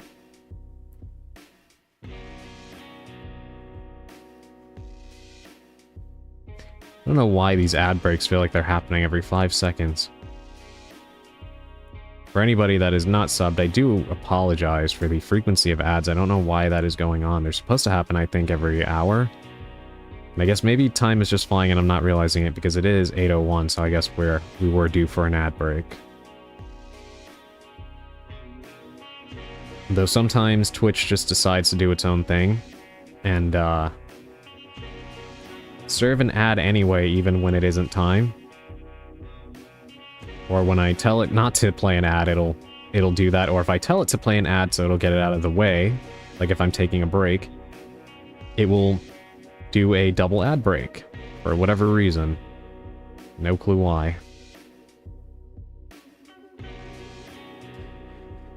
But yes, anyway, we have been talking for a while. I guess we can we can do our pre-stream tarot card pull now and play a little bit of Yomawari. It's probably about that time, right? So let me go ahead and get that all set up so we can do that. I appreciate all of you being patient and listening to me ramble about for a little while about the outfit and all the implications and intentions for future streams and such. I do really appreciate it. And one more time for anybody who might be here, I know sometimes people lurk and, you know, don't comment and stuff like that. I will put the art on the screen one more time. I will also be posting it on my Blue Sky and in my server, so all of you can see it. But yeah, this is the art that I had made. That was the inspiration for my new outfit. I really do like the way that it came out.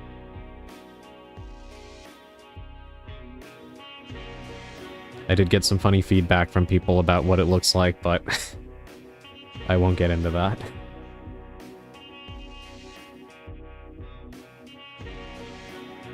So cool, thank you so much.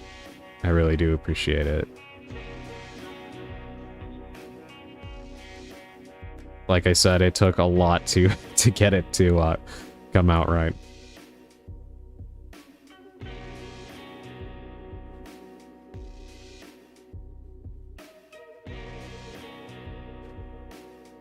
Alrighty. Who is the artist? They're an artist named Yukun. They're very good. They're actually the same person that did the art on my initial outfit. And everything like that, so yeah. Which is actually a story in and of itself. When I tried to get that created for, like for my initial model to be created and stuff like that, I went to a variety of different artists. And either the costs were astronomical, or I had, maybe I shouldn't talk about it. Actually, maybe I shouldn't, because they will probably recognize the design and, maybe they'll be frustrated if I talk about the bad experience that I had working with them. So you know what, on second thought I won't talk about it, I'll just say it wasn't a good experience, so I'm glad that I ended up working with the artists that I did work with, because they made the process a lot easier and they did a really good job with what I wanted, and I was very happy with the outcome, compared to my experience working with this other artist, and how terrible that went. I'll just leave it at that. I'm sorry to hear that.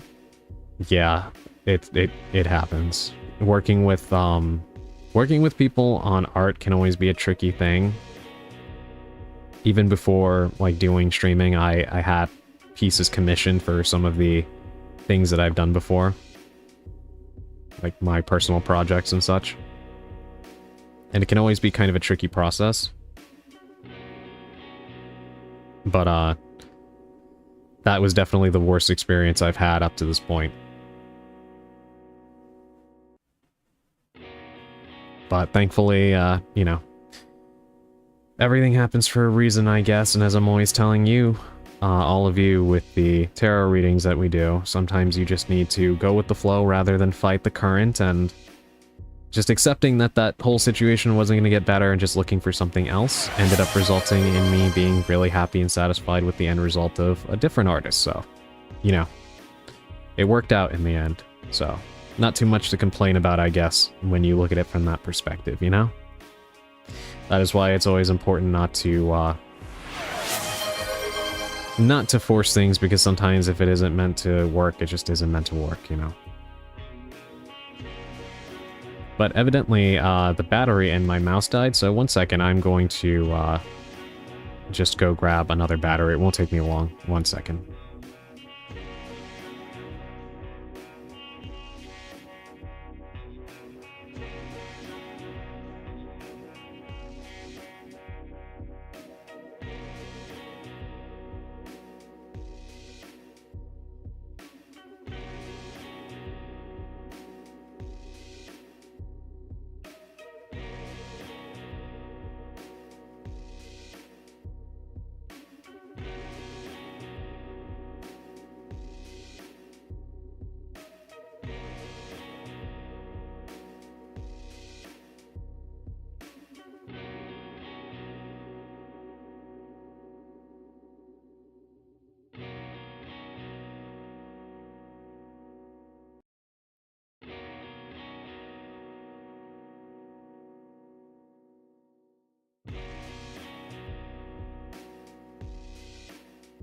Okay, I'm back. Sorry about that, I just didn't really feel like using the onboard mouse on my laptop because anybody that's ever used one knows that that is a nightmare, so I definitely wanted to have access to my mouse. Thank you, Emerald. I've never worked with other artists. I should try it one day. But not for conceptualizing a design, I mean. Yeah, I mean, it could be a rewarding process and very fun, but it could definitely be rather difficult. So, thank you, Naka. I guess it depends on the person, you know? Especially if there's a language barrier that can be rather tricky to work with. So, there are some artists who are really good about knowing what you want just by, you know, whatever examples you give them, and then others need a little bit more detail.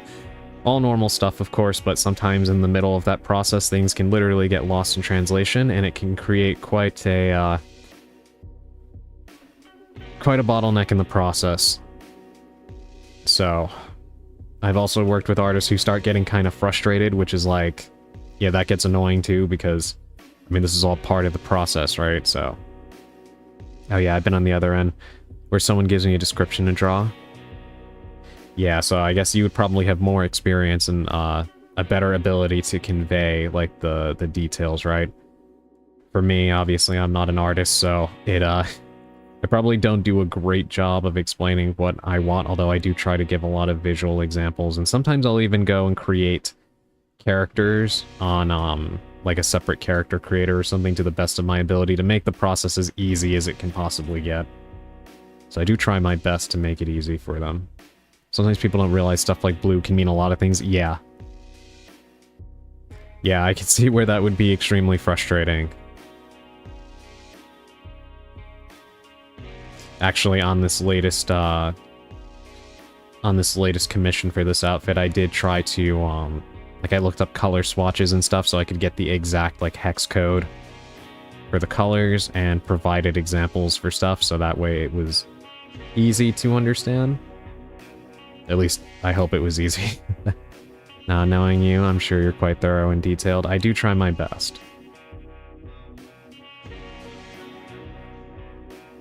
But yeah, I definitely do think that having, like, hex codes and stuff like that can make it a lot easier for the artists.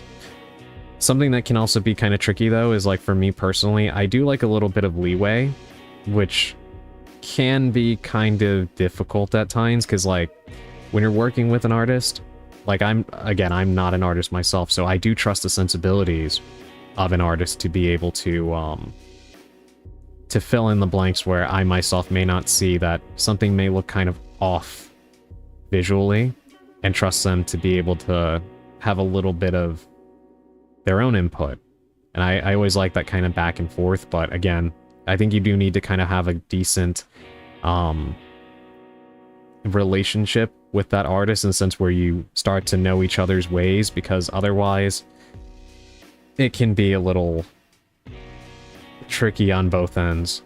And I think, at least in my experience, I had one experience that was kind of funny, working with an artist on something, where they decided to take creative liberties with something I didn't ask them to do, and I gave them a very specific pose for the character in question.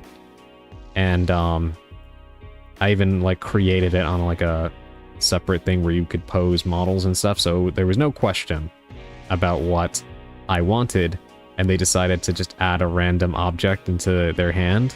And they're like, well, what do you think about this? And I was like, well, I mean, I didn't ask for that, so, no offense, but can we not do that? They were fine with it. But that was just kind of a funny experience where they just decided to add something in that was completely out of place for the atmosphere of what I was going for. So, yeah, that's, sometimes it can be a little iffy if you don't have that chemistry with the person you're working with, to be able to, like, properly trust them with like, taking their own little steps with it. Can I add a cigar? No. I actually knew somebody who would also get a lot of art commissioned for a project that they worked on. And I remember them telling me one time that they And like, you know, forgive me, I'm not trying to be like crass or anything like that, but this is what happened. But they were having some anime style art made of a female character that they designed. And this character was not like, you know, they didn't have a massive chest, I'll say it like that. And so they presented everything, you know, all the information to the artist, and they're like, okay, yeah, I got it. And then when they came back with like the first sketch or whatever, the character has a massive chest, and they're like, what is this? And when they questioned the artist, they're like, oh, well, I just thought that that you would want this because most of my customers love when I do this. And they're like, no, I very specifically said this character does not have, you know, a massive chest, so please don't do that. And they're like, I mean, are you sure? It usually makes my customers really happy. No. No, I don't want that. And they ended up fixing it and getting it right, but just the just how earnest it sounded like the artist was, like they genuinely thought they were doing a good thing and just wanted to make this person happy. It was kind of funny. So yeah, that kind of thing can happen too.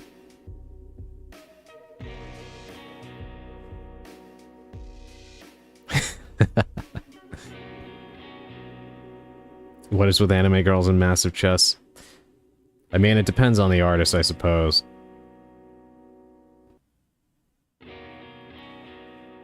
Good luck back.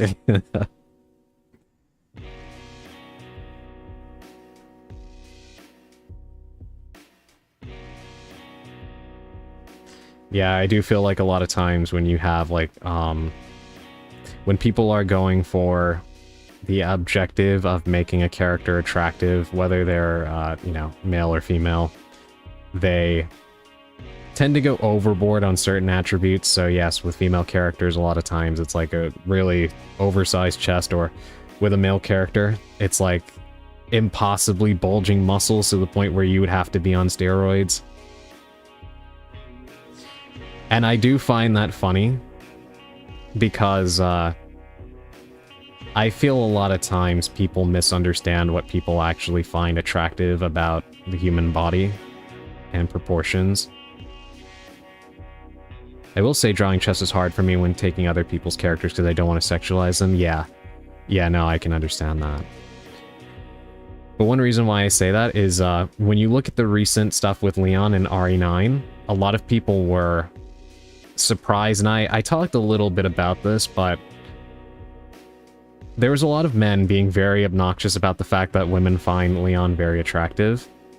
And I find it really funny because everybody is different. There's no one-size-fits-all rule for, you know, what people deem attractive or, you know, appealing, whether that is just visually to look at or, you know, from a sexual attraction perspective. Everybody is different, all right? There is no one-size-fits-all rule, and this especially becomes true when you start taking into account, you know, people who are not heterosexual, right? Which a lot of times when these discussions come up, people will leave queer people out of the discussion, which is, you know, a whole discussion in and of itself, but there's a lot of nuances. But people are very quick to assume what someone will find attractive just because of like the general lazy depiction of people in media that are meant to be attractive characters, or, you know, not even just like animated, but like in movies and stuff like that, right? Oh yeah, I saw a tweet like that which basically ruined my day. Like, people were just having fun. Yeah, it's really annoying when people, like, I don't know, I'm not somebody who's generally bothered by much. I don't know, I'm not a very judgmental person, so, you know, especially as somebody who really likes horror, and I've talked about, you know, my appreciation for how raw and expressive and real horror is. Naturally, you know, things like violence or, you know, sexualization, whatever, as long as nobody is being hurt, it doesn't really bother me. At the end of the day, these are just fake characters, you know, even if we're talking about a movie, like, as long as you're not harassing or bothering the actors and actresses and stuff like that, then I mean, who really cares? Like, you'll get people that become really embarrassingly angry that some fan bases have like a lot of erotic fiction or things like that, like fan fiction and stuff, and it's like, who cares? There's so many worse things going on in the world and worse people doing shit every day that I don't have the energy to care about people having a little bit of fun with something if it brightens their day, you know? I have people trying to take my health care away and, you know, my general rights, and costs are going up, so why should I give a shit about what somebody is enjoying in their private time? It's none of my business, and, you know, who gives a shit? That's the way I look at it. If you want to make a mountain out of a molehill, then start with the people that are actually making life hell for other people, you know? And I'm also just not really a big fan of, like, the whole weird Puritan streak that has been going on recently with everything demanding for your facial ID and stuff like that to use basic apps that don't even involve, like, speaking to other people and stuff like that. I don't know. It's all just so weird, but I love that they left the females to design Leon and males to design Grace. Yeah, I think that was a great idea, and I'm actually going to talk about that in a second, because the whole Leon thing, I think, exposed something I find really funny in the way people kind of perceive like what makes people attractive. Yeah, traditional attractiveness isn't actually what everyone likes. Yeah, exactly. My day is ruined and my salad is cold. The plate is hot. Think unnecessary tweet. The tweet called all females who are fangirling overly on Taurus. Oh, brother. Yeah, that's the kind of stupid stuff that that is going on, and I find that hilarious because you won't see the same energy towards people who were like who were fanboying over characters like 2B and Nier Automata, right? And there were definitely a lot of people who never played the Drakengard games or the first Nier, right? Who were going crazy over 2B, and they weren't called Taurus. I can promise you that a lot of the people who were going crazy over 2B did not play the first Nier, or even knew it existed.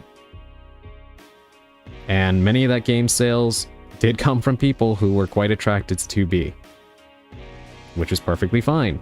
It's also a fantastic game. I do recommend it. But guys have a weird thing when it comes to women expressing how, you know, attracted they are to certain people or whatever, and I don't want to turn this into that kind of conversation, but I'm really talking about the assholes on social media, so I'm not making a generalization here. I'm talking about the people we are discussing that are, you know, causing problems about women just enjoying a fictional male character, right? But there's a phenomenon I noticed. I'll talk about that in a second. I just want to catch up on chat. Yeah, it's like Haney wasn't sexualized, you know? I love the joke that most Nier fans have never played. Yeah, I do think that's true in a lot of cases. But they should, because it is a fantastic game.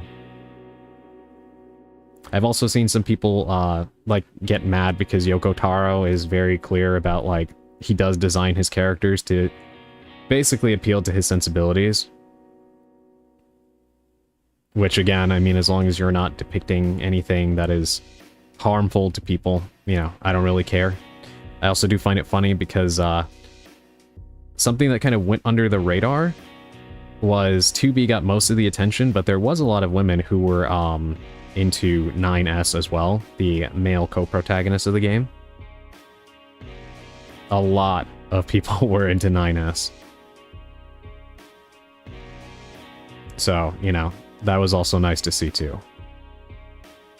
I do like when people are just very, I don't know, when people can just have fun with being attracted to these characters, and it's like, who cares, you know? People complaining about this, but then they play Kojima game, yeah. Well, you know, the thing is, again, as long as shit isn't harming people, I really don't care. You know what I mean? People just shouldn't be attacking each other over shit at the end of the day.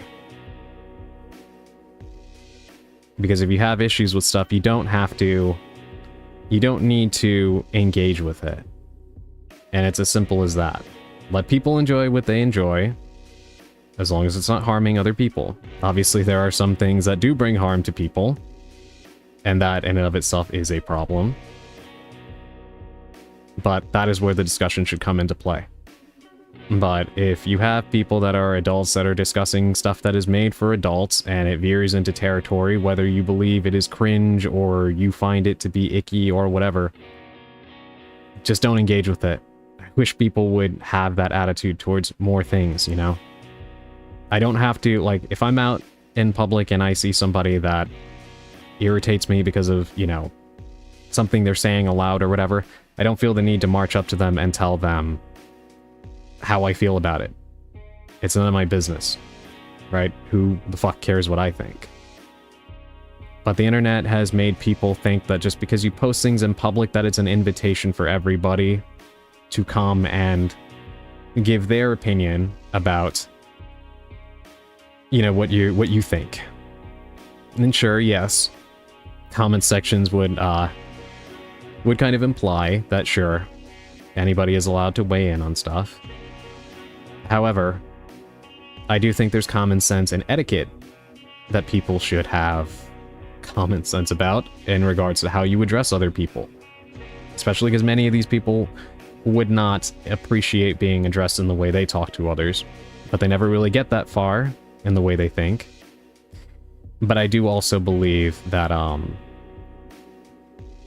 there's a lot of people who are actually genuinely addicted to conflict and don't realize it.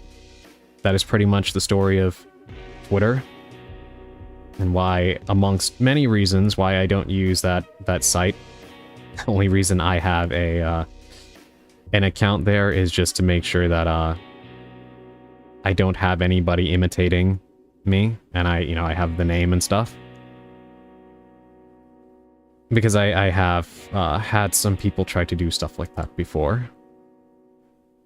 But yeah, Twitter is replete with people who are addicted to conflict and don't even realize it, and they criticize people who go off the platform or to other social media because they are, you know, the way social media and algorithms are set up is to basically make people addicted to the idea of conflict.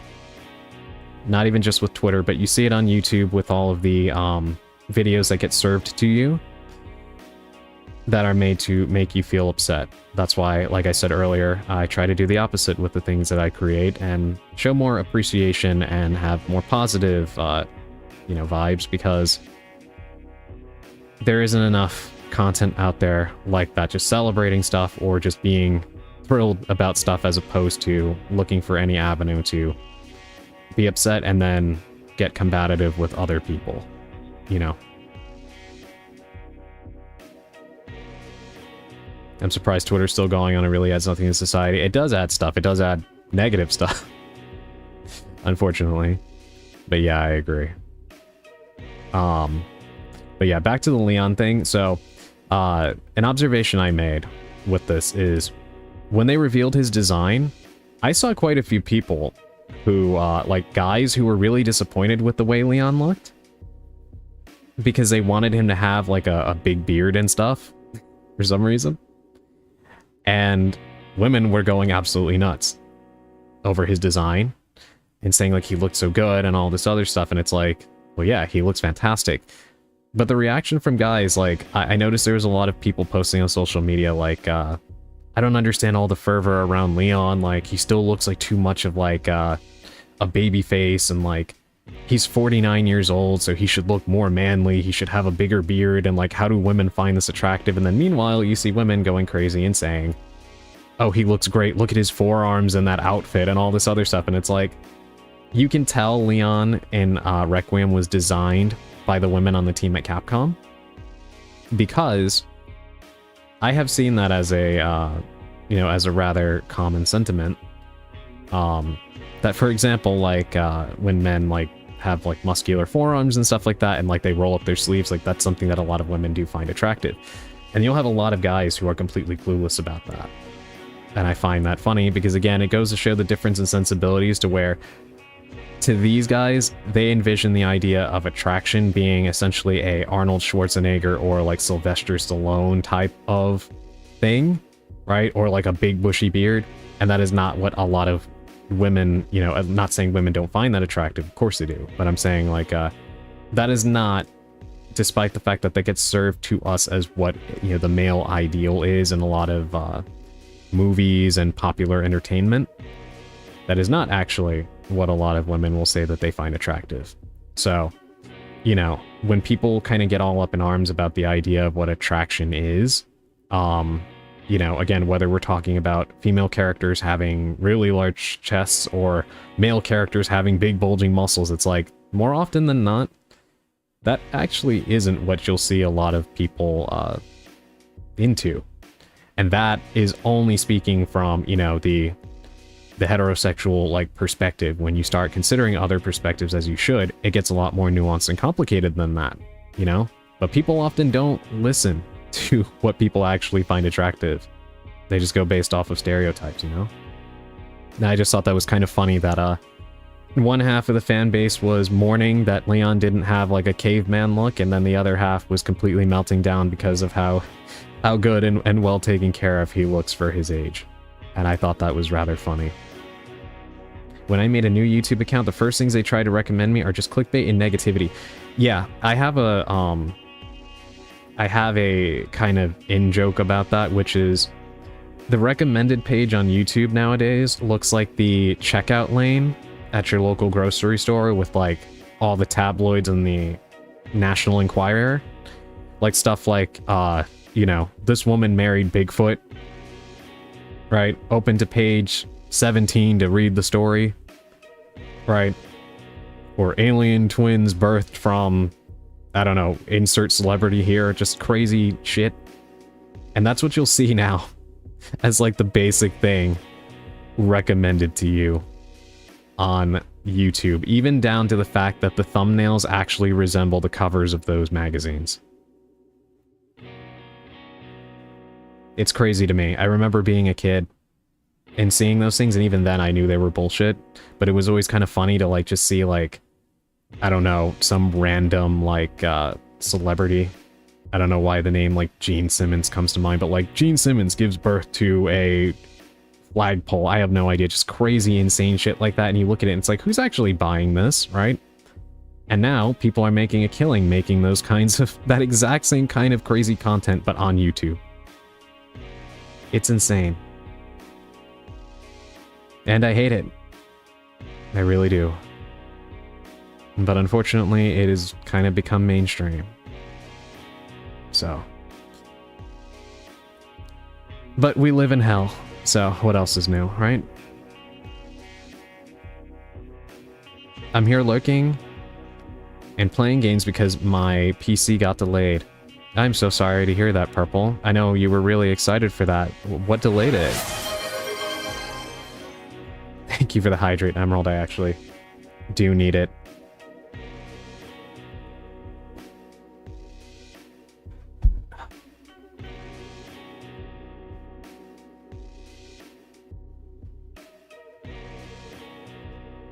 Yeah, I am glad that you're able to get a new PC, Purple. Especially with the way that, costs are right now? Yeah. Sorry about the delay, though. Thank you for the redeem, Emerald. I do think maybe the only thing that, sorry, I would normally take it, but for today... No, it's okay. That's why I put it there. It's fine. I love seeing you guys play with the different redeems. I do think the only slight criticism I do have of this, though, and I think it's really just an aspect of, like, making Vroid models and stuff like that, is, I wish that, like, the way the shirt looked when the jacket is off was a little bit more form-fitting, because that's how it's supposed to be. And a little bit more translucent. But, I do like the way it came out. I do think it looks quite nice. Hippie Hoppity, your jacket is her property. Yeah, I actually, funnily enough, specifically did want the ability to remove the jacket because of the ongoing joke in Resident Evil where Leon always has his jacket stolen.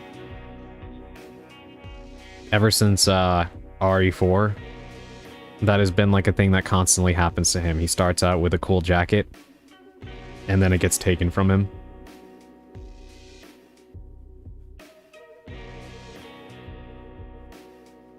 Form fitting can be done. Unsure about the translucent look you want, though.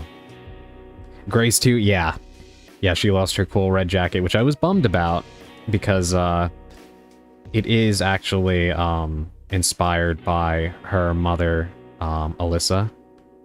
In Resident Evil Outbreak, she wore a like a red like business suit kind of thing.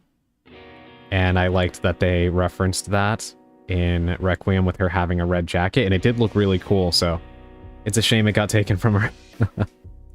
Can't have nothing on Resident Evil on God. Yeah, I know, right? You know how, like, there's that joke where, like, sometimes people, like, will get jumped, right? People will beat up random people and, like, take their shoes or something.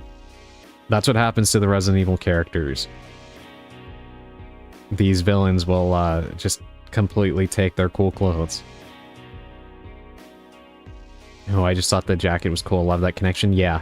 Yeah, Resident Evil loves to do that with color coordination and stuff like that, and referencing, like, either prior characters or something within the character's past and stuff. I really do appreciate that level of detail that they go into. Once again, another reason why I like the third-person camera in Resident Evil, because it's, to me, it helps me feel better connected with the cast rather than being in first person. I don't know, first person doesn't really immerse me more in games than third person does, but I don't know, I've just never really felt like that, personally. I do enjoy first person games, but I will always prefer getting to see the cool outfit and design of a character. But I'm just a sucker for good, well-designed fictional characters, to be honest. I do find it funny, though, when games will go through the hassle and extreme cost of licensing out the likeness of some big-time celebrity and then have the whole game be in first person. That feels like a massive waste.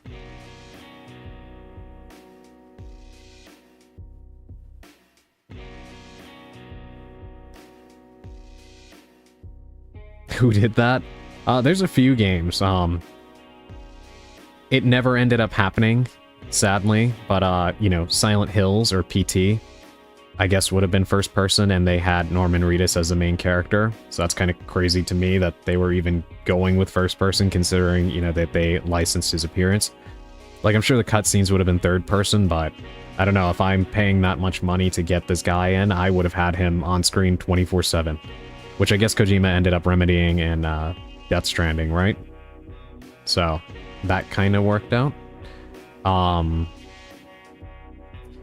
know the Chronicles of Riddick games have Vin Diesel in them, and I think they're both first-person games. I think there's 2 games, anyway. Come to think of it, Vin Diesel was also in a game called Wheelman, I think, by the now-defunct Midway. And I think it was like a racing game. And yeah, I'm pretty sure most of the time you couldn't see him because you were in a car, so that's also kind of funny that it happened to Vin Diesel twice, I guess. There were games? Yes. Yes, there's a game called Escape from Butcher Bay. That is a Chronicles of Riddick game, and then I think they did another one too, if I'm not mistaken. Same as Spy Hunter, Nowhere to Run with the Rock. Yeah, you're right, Naka, actually. Yeah, they get the Rock and they just don't have him there. I think Arc 2 also has Vin Diesel. Yes, it does, actually. I have no idea if that's going to be a first-person game or not, though. Come to think of it, have they shown anything more from Arc 2 since it got revealed at the Game Awards? Like 2 years ago or something like that? I'm actually not sure.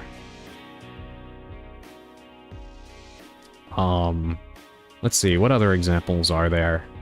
I guess technically, Quantum of Solace counts, which is based on the Bond movie. And yes, they did show Daniel Craig in like the third-person cutscenes and stuff, and you could take cover in that game and it would switch to third person. It was kind of weird in that regard. But it was an enjoyable game. It was actually made by Treyarch before they got stuck completely only making Call of Duty games. But yeah, you know, with that game you were playing as Daniel Craig, so you kind of don't really get to see his face that much. But then they also did make 007 Bloodstone, which was a third-person game, and did have, you know, most of his, you know, his face on display and stuff, so again, kind of worked out. That game was actually made by Bizarre Creations, which it is a shame that that studio went under.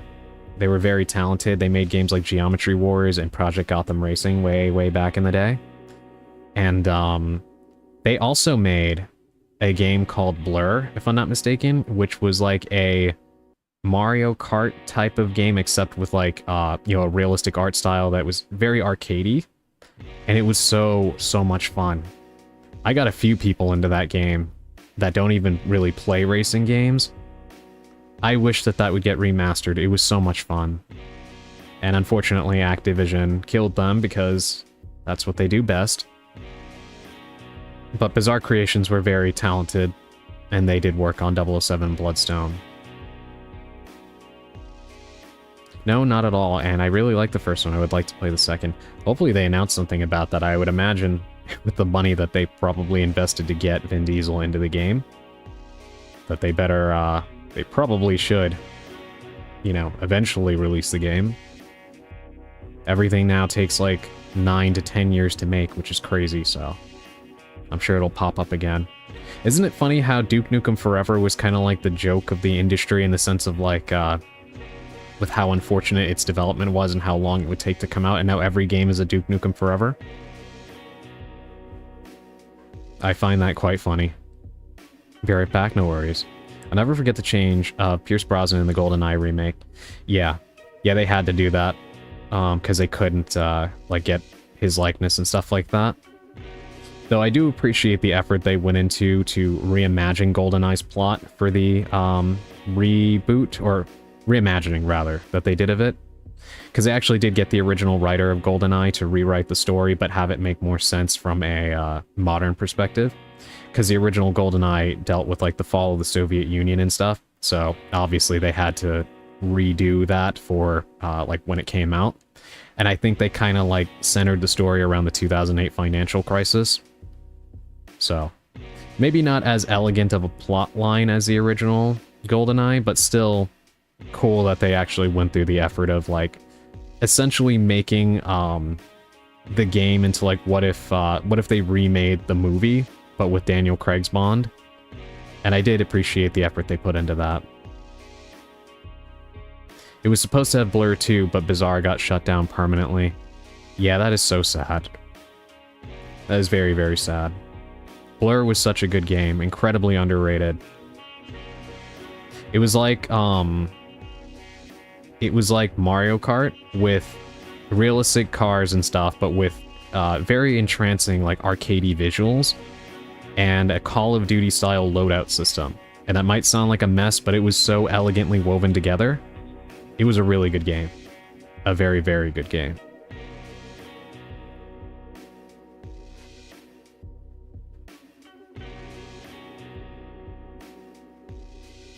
I wish it would get remastered.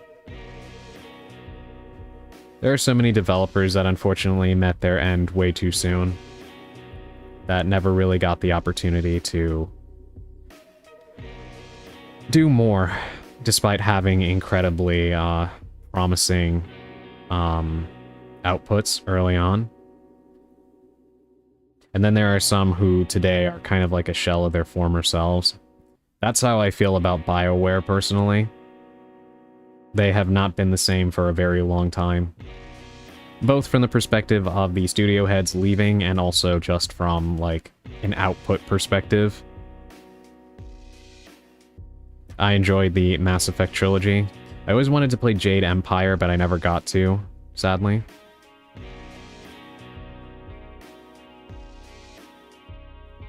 But, Anthem was not my speed at all. I actually did find it funny how much Anthem looked like it took from Xenoblade Chronicles X. Maybe it was a coincidence, but it definitely did kind of look like a Western EA mangled version of Xenoblade Chronicles X to me. If I remember correctly, Danny Trejo was in Fallout New Vegas as one of the possible companions. That's crazy. Matthew Perry was in it too. They actually included Matthew Perry in Fallout New Vegas because he was such a big Fallout fan, and he had went on one of the late night shows and actually talked about how he was such a fan that he would play it for so long that he was actually like destroying his hand. Like he actually had to seek medical treatment, I think, because he injured his hand from like playing for too long and stuff. So it is really cool that they ended up giving him a role in the game. And to my understanding, people do think he did a pretty good job with it. At least so I've heard, anyway. On Call of Duty Black Ops 1, Zombies is a playable character. Same in Black Ops 4 and Far Cry 6. Yeah, Danny Trejo is really cool, just as a person, and he's not afraid to just get involved in all kinds of things. Lots of movies and games and stuff. I think they included Sarah Michelle Gellar as a character in one of the Black Ops Zombie modes, right? Or maybe it was even World at Wars in one of the DLCs, I'm not sure, but I'm pretty sure she was involved in one of them. I know, Destiny, the first Destiny game had... God, what is his name? The guy who was on Game of Thrones, I'm forgetting his name, but he played like the robot or something in the first Destiny, and everybody thought, I guess, that he did a bad performance, and then they removed him from the game in a patch. Which I felt bad about, because I don't really know if it was his fault or if it was just the vocal direction. Peter Dinklage, yes, yeah, he was the bot in Destiny initially, and then they patched him out, which is crazy to me because it must have been very expensive to get him to do the voice work, just to end up patching him out. Like, what a waste of money in the end. Every studio bought by EA gets destroyed, yeah. Yeah, sadly, this is the truth. I think the one that I'm most sad about, or actually the two I'm most sad about that EA have ruined, is Maxis, because I do like the Sims. And everything that they have done with The Sims 4, and also SimCity and all that stuff is incredibly sad. Hold on, let me see. Let me change the music. Can't remember what this one sounds like. Let's see. Oh yeah, that's good. But Maxis makes me sad, and also EA Redwood Shores, which became Visceral Games, the developers of Dead Space. And then, of course, unfortunately, yeah, they ended up getting shut down. Which really sucks, because Dead Space 1 and 2 are fantastic games. And were very refreshing at the time that they came out. Especially because at that point, Resident Evil was very much in its action phase. And Dead Space is an action horror game, don't get me wrong, but it definitely felt much more in line with what I envisioned modern Resident Evil should have evolved into at that point in time, which is funny because the remakes of the Resident Evil games do kind of remind me of Dead Space at times. Which is funnier, because Dead Space was actually inspired by Resident Evil 4. So much so to the point where you can actually find, like, beta footage of the game, where they actually use a Leon Kennedy model for Isaac Clarke. So yeah. Funny how influence feeds influence. Another game that was inspired by Resident Evil 4 was, Gears of War. RE4's camera approach and like the rudimentary cover mechanics that it involves at some points in the game actually inspired the cover system in Gears of War. And the chainsaws.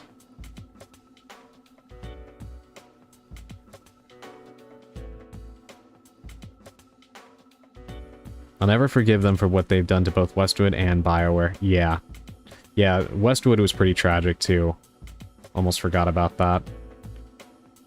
Crazy how Command and Conquer was such a prolific series, and then it just got, just completely disappeared.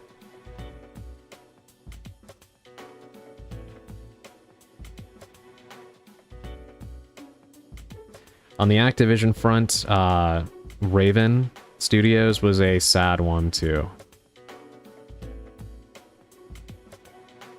With what they did there, and kind of put them in what they call the Call of Duty mines to only work on that. Yep, they ruined my favorite RTS game series. Yeah, that really sucks.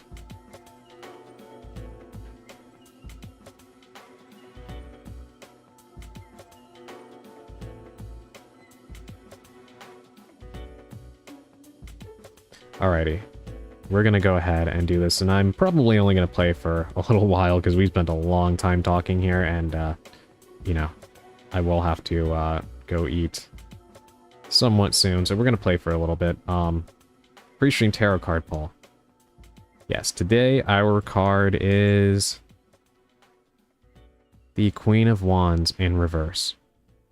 So this is an interesting card, because it can have kind of a, this one is one that is really going to depend on your personal frame of mind, right? Because on the one hand, the Queen of Wands in reverse can be an indication that you are rather self-confident, right? You are in a place where outside opinions and such don't really faze you. You know who you are, and you are proud to be the person that you are, which is a good thing, right? Hopefully, ideally, that is what you take from it. However, it can also be a card indicating the opposite, that maybe you are not feeling very confident in yourself, and you feel more comfortable retreating from social situations and, you know, being more reclusive. And despite the fact that, you know, being down on yourself is not a good thing, it can be somewhat of a positive thing in that having time away from the pressure of social situations can give you time to ruminate upon yourself, reflect on you, and, you know, kind of figure out the things that you would like to improve on so that you can be a little bit more comfortable. This isn't saying that you need to, change yourself in order to be more social or extroverted, but rather encouraging you to take any time spent a little bit isolated to find where your comfort zone is and figure out the person that you would like to be. Because when you're the person you want to be, you're more comfortable regardless. You can be as socially anxious as is possible, but if you figure out that persona you would like to have in public or when dealing with people, you'll know, you know, the nook that you operate out of, right? And that'll make you far more comfortable in knowing that, as opposed to being very unsure when you navigate social situations, right? So you can take that time spent a little bit away from people and turn it into a positive rather than just completely isolating yourself with no desire ever to, you know, ever re-engage, right? So try to take this as a positive regardless, work on yourself, and, you know, even if you're in the former bracket rather than the latter, as somebody who is already very self-confident, there can always be more work done. We're always improving ourselves, so, you know, do your best to take this, the meaning of this card, and turn it for the positive, right? I mean, we try to do that with everything anyway, but you get the picture. Even if you are not a very outward person or whatever, we all have our own power, and it just depends on where we find it and how we manifest it and use it to our advantage, right? Even somebody who is not comfortable speaking with others can be a standout presence in a room, if you want to be. And that is the key.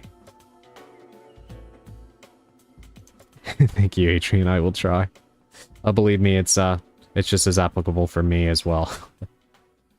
I always say, but, you know, I am not the most social person by any means. Not even close. I much prefer to not really be out there or perceived, so. You're doing great in my opinion, thank you. I do appreciate that. At least I do hope so. It is funny because I've had the problem in my life where I've never been a outwardly social person and I'm very quiet. And that will... people pick up on that very easily. And I've had some problems arise from that. But whenever I do have to, you know, be social, if I have to get up and do something, and kind of like just suck it up and do it, I have no issue doing that.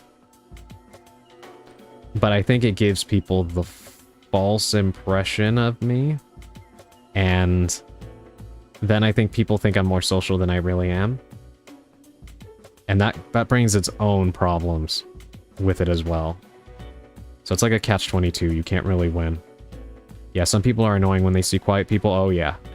Yeah, you either get the people that are like trying to like kind of force you out of your shell, right? And they think that they're doing like a favor to you by doing that. Or on the other hand, they become upset with you. Like, one thing I've encountered, and I don't know if you've gone through this, is people who automatically assume because you're quiet that you're, like, uppity. Like, you think you're all that and you're better than other people because you don't want to talk. And then they try to start a fight with you. Because I have been in that situation. It is quite impressive how silence can drive people crazy.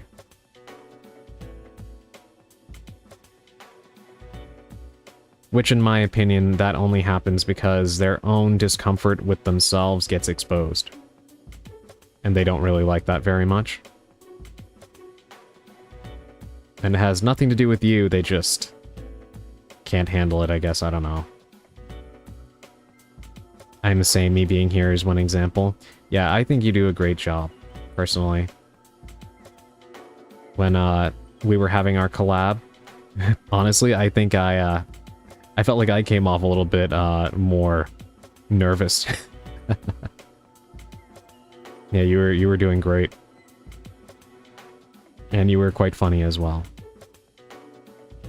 Actually did go back to the I went back to the VOD and I was looking over I was looking over when that stretchy guy was standing in front of the register and just laughing at the way we handled that. That was genuinely hilarious. Where you could not tell. I mean, to be fair, I'm always nervous when I'm doing collabs with people just because, you know, there's always the aspect of appearing in front of an audience that you may not be used to and not knowing how people are going to perceive you and trying to be as respectful as possible to make the stream as enjoyable as possible and stuff like that. So it was nothing to do with like with you making me feel like uncomfortable or anything like that. So no worries on that end, but I was quite nervous, so I honestly felt like I was maybe a little bit I don't know, a little stiff. But you didn't give me that impression at all. You were very cool. And funny.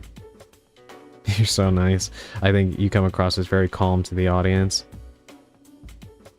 I am glad if that is the case, because one thing for me as a streamer that I wanted to establish very early on was that my atmosphere is rather calm, right? Well, truthfully, I did think you were stiff at parts, but also professional. Yeah, I had a feeling it would probably show a little bit. But I am glad if that's how it comes across in terms of, like, just general calm energy, because obviously I, you know, do have fun doing this, I joke around, and I don't mind, you know, doing that, but I will never be the loudest person in the room. and that can be kind of a death sentence for any kind of entertainer, because I think a lot of people do prefer more boisterous and energetic people when it comes to who's entertaining them on their screen. And while I do think there's an audience for calmer people, it's definitely harder to find that audience than if you're just very loud and energetic. And that goes doubly so in the VTuber space, where everybody is presenting themselves as a unhinged gremlin. Not taking any shots at anybody, just calling it as I see it. That is such a common denominator for how people portray themselves in this field and how a lot of people seek their entertainment. And that is most definitely not me. So it's a tricky thing trying to figure out how to market yourself when, you know, I think most people will perceive somebody like me as being boring, you know what I mean? Which is a fair assessment. I wouldn't even disagree with that to an extent, you know? I'm not gonna be the person making memes every 5 seconds out of every moment that's happening on stream and stuff like that. And I'm comfortable with that, but I can understand why other people wouldn't be. And it's tricky to try and find people that do appreciate that energy, you know? It makes it harder to do this, honestly. But I do prefer to be upfront about who I am and the kind of energy that I give off, rather than try to be something that I'm not, or compensate for what I could not realistically keep up portraying without getting sick of myself. You know what I mean?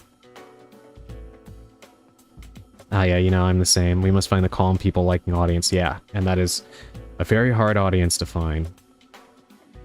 Yeah, a lot of folks are into the gremlin types. Yeah. I hope I word this well. You're not a clown. You can be interesting without being a jokester. I think your intellect is a great shot. Thank you. That actually means a lot, Emerald. I really do appreciate that. Because, you know, when you get into doing something like this, you know, you are surrounded by competition. And I try not to look at it that way, because I would much rather, you know, work with people and get along than ever view anybody as like some kind of perceived enemy or adversary or competition. But you do know that you are competing. And it's not just with other streamers, but you are also competing with anything else that might take attention away from you. That's just the truth of any entertainment these days, right?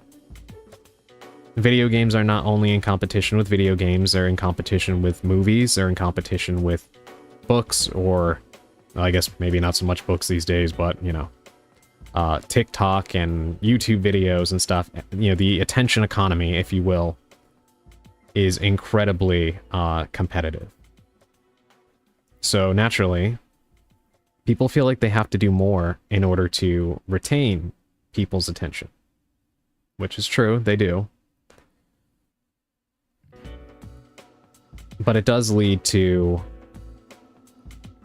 I think, people moving further and further away from who they are as people, and the content becomes less genuine.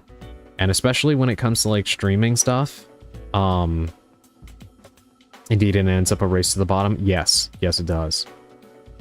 And, like, I feel like one thing that does end up happening is people will make their streams so malleable, and they become kind of like puppets on a string, right? Like, if you redeem this, I'll go do that, and I'm gonna fill my stream with tons of sound cues, and everything is gonna be blasting farts, or this song and that song every 5 seconds, which again, everybody has their own way of presenting, and that's totally fine. But for me, I would not be able to keep up with that. It would probably drive me insane. But that is what a lot of people need to do in order to keep people engaged, in order to keep people feeling like it is a, you know, I guess like it's like they're having a good time. I don't know how else to word it other than that. So For somebody like me to get into this knowing full well that I am not that guy and I cannot be that guy, I just try to counteract that by just being myself, which is a very obvious and, you know, I guess flat statement to make, but I just try my best to just be upfront about that, you know? If you want to be a part of it, great. If you don't, then that's perfectly fine, but I'd rather just come out with it instead of trying to tack on all this other stuff that I know is not going to... it's not going to work. So, it can be very tricky to find that happy medium, and then even trickier to try and find a way to market that. You know, I will be quite honest, I don't really know how to market myself, you know? How do I describe myself, you know? I guess... chill? There's a billion people doing that, you know? So how do you condense that and then market it to other people? You know? It's a weird thing. Surely. There's an art to it. They have a lot of energy and grit wanting to make something different from that, though. Doesn't mean we're insulting it. Yeah, exactly. Yeah, more power to people who can do that. I just know it can't be me, you know? Yeah, I can never find the right word. Still working on it. Yeah. Yeah, same here. I feel like I have better luck when I actually get to know people. And, I don't know, I guess they find something about my streams that they like. But, for the person who happens upon my stream out of the blue and clicks in, I have no clue how I would even sell my presentation to them. Chill is the closest thing I can think of. Comfy ends up being too safe feeling for what I want to describe. Yeah. Yeah, and that's the other thing too, the perils and pitfalls of some designations, right? If you veer too close into the idea of like, oh, I'm just a cozy streamer, then people might expect you to play cozy games, and I'm playing games where I'm chainsawing the heads off of demons. Right? Which I find cozy. Many people may not. So, I can't really veer too much into that, but yet I do want people to come away from my streams feeling like it's a cozy experience that they can watch and maybe, you know, have it on the TV and just lay back and watch it and not have, like, lots and lots of screaming, you know, or loud blaring music and stuff like that. So it's cozy, but maybe not cozy in the way that people typically designate it, you know? I thought your horror and chill tag works pretty well. Thank you. Yeah, that's like... that was the closest I could come to what I try to go for, honestly. With my very limited ideas for how to box it into a easy to digest little little box, right?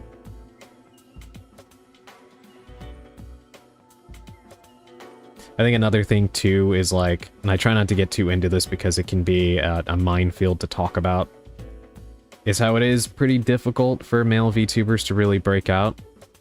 There's a lot of people who don't want to see male VTubers succeed. I'm not talking about women. There's a lot of men who just hate male VTubers for some weird reason. I've seen it online. They just hate them. In fact, unfortunately, there was an announcement recently about, the Hollow Stars, which is the male talent division of Hololive Productions, or Cover. They are pretty much cutting back the Japanese branch into pretty much nothing. They're taking the funding away and not allowing them to, I think, produce new music or to use their facilities. And it's really sad because those guys do work really hard. I've seen some of their streams. And, they just can never get the viewership that the women have. And it's not because they're less talented than them, but I think we all kind of know why that is the case. And I'm not saying that about the women themselves. I'm saying that about these people who get into these streamers specifically because they want to, like, fantasize and, you know, they get very parasocial in a certain way. And I do think VTubing is a little unique in that because parasocial people have always existed as long as there's been any degree of fame. And not even just in terms of, like, glamorous fame, but, like, politicians and any kind of way one could become famous or infamous, right? But when it comes to, like, streamers and stuff like that, I feel like people who use, like, their actual, like, cameras and stuff like that, of course they still have to deal with this and stalkers and crazy stuff like that. But I do feel like, you know, the perception of them being a real person does kind of help a little bit. Just a tiny bit. They still go through it. But the unique situation for VTubers is that people will kind of reduce us to just being a character, which in some cases isn't totally wrong because, you know, again, we have a lore, we have a certain thing we want to give off, and it's fun to embody that. But then people kind of reduce the person behind the thing they're seeing on screen. And then it becomes well, I don't really care about the person behind that. You are, like in my case, you're Adrian. And when you're live, I want you to be Adrian, and I want you to be the idea of what I want you to be and nothing else. And I feel a lot of women in the VTuber space have to put up with that. And I feel like men and women kind of face a little bit of that opposite challenge, in which women can probably more easily break through, which is not true because of the oversaturation of this format, right? It's not easy to break out no matter what. But probably an easier path of getting there just because, you know, female VTubers are more normalized than male VTubers are. But then you have to deal with a massive influx of people who dehumanize you and sexualize you and do all kinds of things that are unpleasant. And on the one hand, I know there's a lot of female VTubers who are partially okay with that because they're confident in themselves and they know how to handle it to keep it to where people might make their comments or whatever, but like, you know, they're in control of it. But even for those people, you know, it gets uncomfortable because people do not know how to be normal. So even if they are actively, like, you know, fine with, like, the sexualization or, like, even some of the whole girlfriend experience or, like, parasocial aspects of it at, like, an arm's length, there's still somebody who finds a way to cross the line, even when people are more receptive to it. So you can't escape it if you're a female VTuber, you know what I mean? And then for the men, your biggest challenge is really just getting seen at all, you know? And again, to me, I've also just noticed this general hostility from most male fans that don't want men in the space at all. I have seen it from some female VTubers, but there's always assholes and you can't really, you know, they're not worth factoring in, right? But largely to me, most of the opposition actually comes from male fans that for whatever reason just prey on the downfall of male VTubers. And I've seen it a lot with the whole Holostar situation. A lot of the comments have been like, basically, oh, well, they couldn't cut it so they deserve to lose their jobs, or like, nobody wants to see a male VTuber. If I'm going to watch a VTuber, I want to see a cute girl. I don't want to see some guy. And it's like, Jesus Christ. Do you not have anything else going on in your life that is like, yeah, that's it? Gooners being gooners? Yeah, pretty much. That's it. Right? That's why, like, I know this discussion can get kind of contentious, which is why I don't talk about it often, even though I do feel it. But I personally do not harbor any, like, ill will towards, like, female VTubers or anything like that. Because first of all, most fields are male-dominated, and that isn't fair, and it results in a lot of shitty situations for women. So having a space where women are actually, like, the primary, successful individuals is a positive thing, I think. And I don't have a problem with it. My problem is actually more so with male fans who are just crazy. Personally, that's my beef. Hold on, let me take a sip of water. My throat is super dry right now.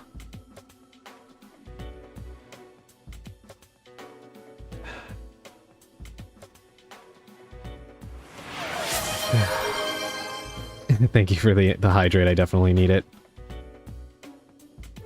I think normally by this time in streams, I have relative quiet periods because I'm focused on the game.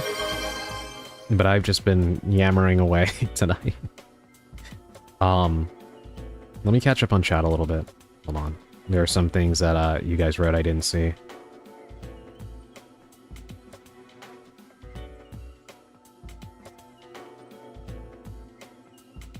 They were the group that made me get into VTubers. I always try to support male VTubers because of the disparity, and I appreciate that. I do wish more people would do that. Like, I've seen some people, like, frame it like it's a charity case situation, and I hate that. Because, no, that is not the case at all. Right? Nobody's saying, like, no one's holding a gun to your head and telling you you have to watch male VTubers or you're, like, you know, some kind of, what is it, like, misandrist or whatever? Not at all. But, it's just a matter of, like, any kind of less popular underground kind of entertainer, like, just being supportive and helping to nurture a underbaked or underappreciated sect of a certain, like form of art is just appreciated, you know? It's not about charity or whatever people say to patronize and just punch down on people. Let's just say that those people have a kind of thirst you can't solve by redeeming hydrations. Yeah, pretty much. Which, again, as long as you're respectful or whatever, I mean, I don't really care as long as the performer isn't uncomfortable with it. Some people handle it very well. I know some that are, you know, very good at, like, embodying, like, the kind of seductive persona and such. And, you know, they're good at keeping people in line. And more power to them, you know, for being able to do that. But people always cross the line. And as somebody who has dealt with, I mean, my thing is on the opposite end of the spectrum, but I have had, let's just say I've had women in my life who have been, obsessive to the point of, semi-stalking. It's not a fun feeling, so I do not envy that, and I do hope that, you know, something changes for the better in this field with regards to how prominent obsessive male fans are, because it is not a good thing. I'm not here for the charity, though. Let me rephrase that. I tend to like male VTubers, not even like a sexual thing, I just prefer it. And more so even when I see them starting. Yeah, I know what you mean. Yeah. Yeah, I know exactly what you mean. And it is nice, like, I think for me that's also been another thing, like, a lot of people always say, like, there's no female fan base for male VTubers, and I don't think that's true at all. I do think that a lot of times male VTubers have a problem connecting with a female fan base because, one, a lot of them don't know we exist because it's hard to stand out because, again, the VTuber field is already oversaturated, but there's not a huge demand for men, so there's that. And then I do feel like a lot of male VTubers kind of try to mimic what they see their successful female counterparts doing. So they kind of try to do like the whole like flirty, like seductive kind of thing, which again is not a bad thing as long as you're confident and you're safe and you know how to keep yourself away from the weirdos and the parasocials. But again, you remember that conversation we were having about like the way people perceive attraction differently? I do think they try to just kind of straight up mimic what women do, and I don't think that by and large it's not a one size fits all rule because nothing is, right? But I don't feel like those same things appeal to, you know, the demographic of women, and it can be kind of off-putting. Alternatively, I feel like a lot of male streamers in general, but also with VTubers, kind of have like this overly obnoxious like bro thing going on. And they're quite loud and gross and just, yeah. And that's obviously repelling for, I think, women to see as well. So I think there's a few reasons why male VTubers have kind of struggled historically to make that connection with a female fan base, but I don't think that it's impossible. I think nobody has really been that one, like, super duper popular person to kind of crack the code. There are some from some of the major organizations that have done it, but like, one, they have corporate backing, and two, they've also kind of done so by courting like parasocial people, and obviously that's not, it's not ideal, right? I'm sorry you had to deal with that. Yeah, it was not fun.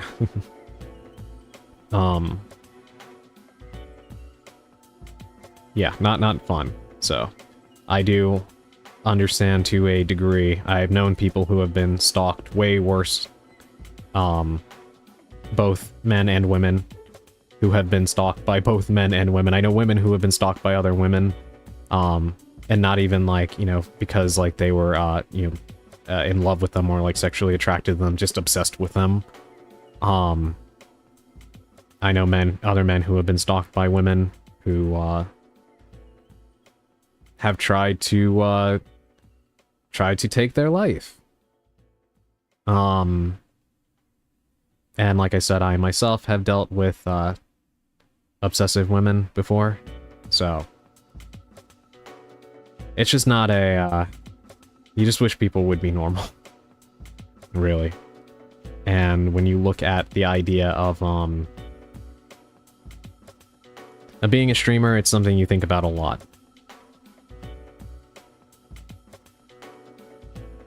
Something you always have to keep in the back of your mind. Yeah, there seems to be a problem with people just respecting others lately. Oh yeah. Really technically, it's always been like that, but the internet has just made it way worse. Not just because of the interconnectedness, I think a lot of people kind of stop there with regards to why it's happening more. But I think it actually comes from, like, dehumanization. And how that's gotten a lot easier as people feel like, you're just a username, or you're just an avatar, or you're a face on the other side of a screen. That's about where their thought process stops, and they stop viewing people as actual human beings. If they even care in the first place about other human beings, right? Because lest we forget, there's a lot of people who don't care about anybody but themselves, and not just in a selfish way, but in a legitimately they don't feel anything for someone's pain or death or anything like that, so. That dehumanizing aspect, blending with the idea that we're just, you know, a clown on the other side of a screen, or an avatar, or a username, right? Yeah. I've seen a few fairly large male VTubers, there's hope, yeah. Do I think I'll be one of them? Hell no.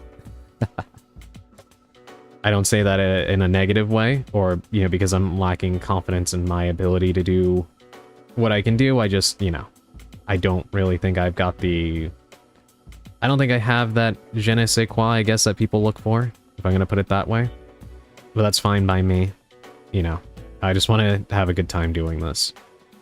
But it is encouraging to see that there are some breaking through. I just wish it wasn't such a rare occurrence for them to have success, or that it would be so, that they would have to face so much opposition for just existing, because people can be weird about male VTubers existing for whatever reason.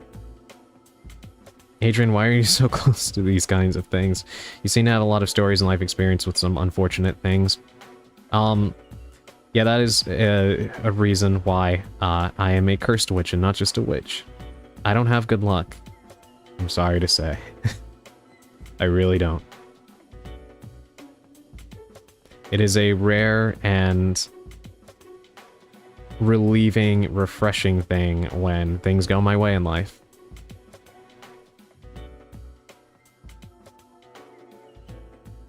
If I'm being honest. I mean, we would like to hear it one day.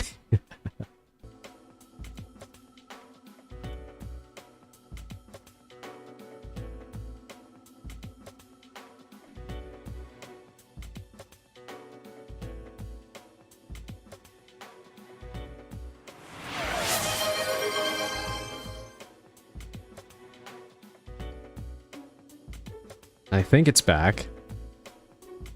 And only after you remove the jacket. See? The jacket was just simply too powerful.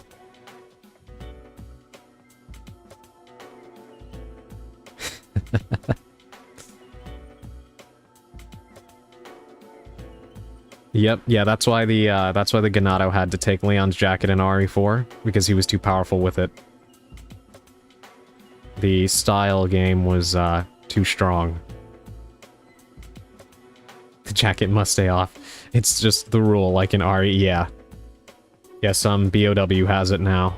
I hope they're wearing it well. No jacket equal game optimization. Yeah, there was too many polygons in the fur lining. We had to take it out because it was making the frame rate tank. In my case, there's too many polygons in the pinstripes. OBS doesn't like it.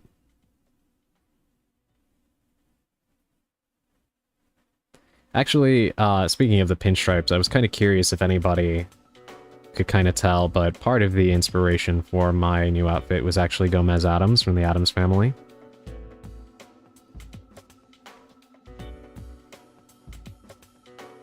And I really like the way that it ended up coming out.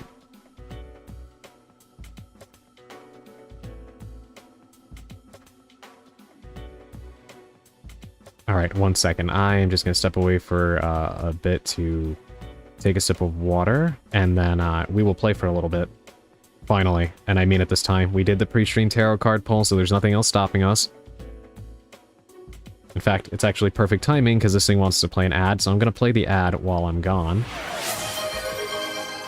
I will only be gone for just a minute, so I will be right back. Thank you for the head pats and the hydrate, Naka. I will definitely hydrate. Because my throat is like...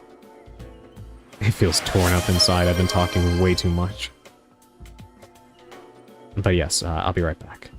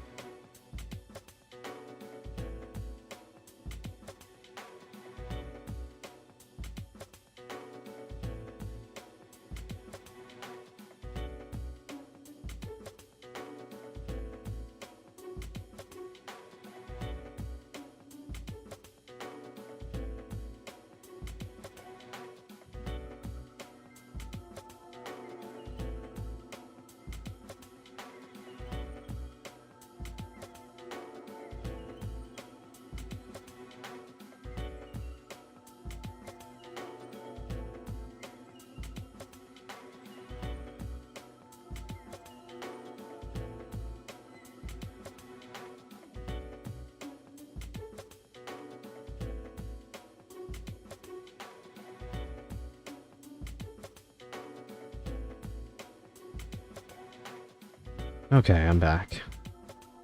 The conversation was nice, so sorry, maybe we should have stopped you. No, it's okay, it's not on any of you, I should have shut up. Thank you, Naka. I'm actually kind of impressed, that I've been going on as well as I have been, and hopefully I've been making coherent thoughts and sense, because I basically didn't sleep. So, I'm actually kind of impressed that I've been, this lucid. Thank you, Emerald. Alright, let's switch over to the game. In fact, also I need to, Sally, if you're still here, I kind of want to see how this works, because I've seen other people, have their mods do this. And I'm not sure if you're able to, but could you try switching the game category over to Yomawari for me? I just want to see if that works. Because for whatever reason, sometimes when I try to switch categories while, I'm live, it does lag for some reason. Yeah, take your time. No rush. I just want to see if this, works, because it's not really a big deal right now.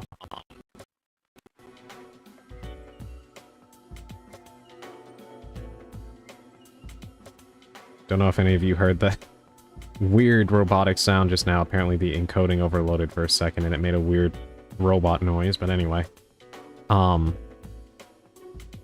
It's not a big deal right now, but like, for example, during next week's, collab, if there's like a time where I need like the category switch or something, could definitely be helpful to have somebody else do it from, a different PC, because when I'm playing PC games, for whatever reason, Twitch's interface is finicky. I heard something and it scared me. Yeah, it was the encoding in OBS overloaded, and it made the audio of the music playing in the back just completely, glitch out.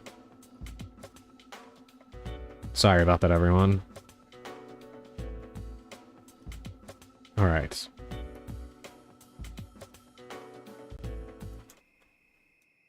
Here we are, this is where we left off. Now, we didn't know where we were supposed to go. But, we'll figure it out, I suppose. Adrian, creepypasta theories, Mom. Will you make a Blue Sky post? Emerald, thank you so much. I was about to go and forget, like always. I technically should have made it a while ago, because I was gonna have people show up for the outfit reveal. But it's perfectly fine. If anybody shows up wanting to know, they'll see me, or I'll put the image on the screen again so they can see the art. Darn, I should have said it earlier. No, it's okay. Normally I don't put a post up until I'm done talking.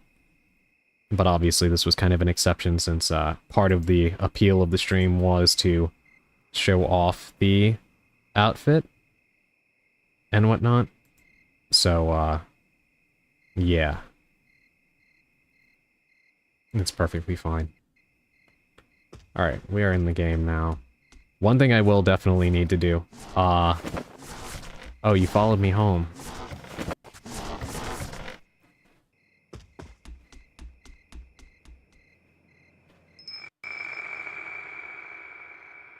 What the heck was that? Can I go back upstairs now? What did it drop? A black crayon note found. Uh-oh. Let's go ahead and give that a read.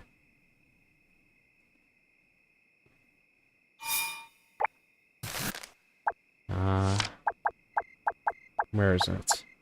Doodle note. Black note. A smudge note that says, give it back, give it back. I wonder who it was for. Wait, that's not the one we're looking for. That was from the, Sadako-looking ghost. Here it is, black crayon note. An old note. It says, the kidnapped will be taken to the other side of the tunnel. So I guess that's our sister, right? So we need to look at the map and see. The other side of the tunnel. Bridge, maybe?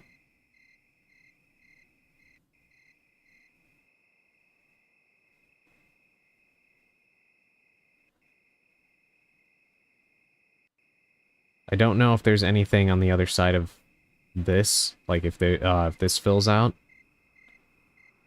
We'll try the bridge area. Maybe it's like a tunnel bridge or something? I don't know.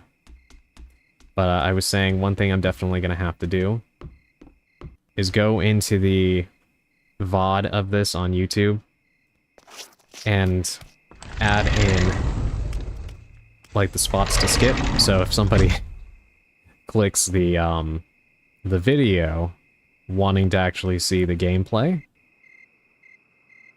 they'll be able to skip ahead to that instead of sitting here going through all of this fast forwarding furiously trying to actually see the damn game.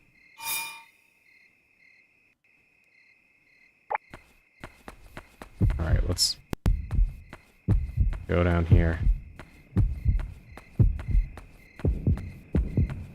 I almost kind of forgot that I'm surrounded by demons.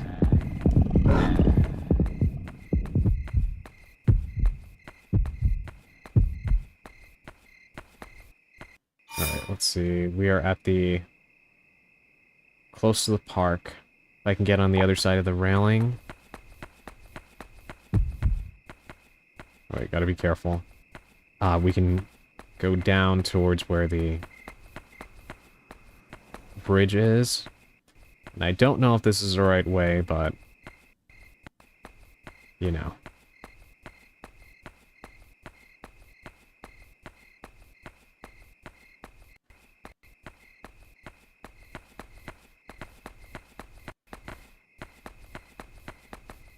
Let's see.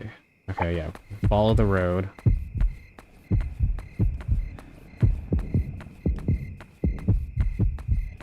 Turn here.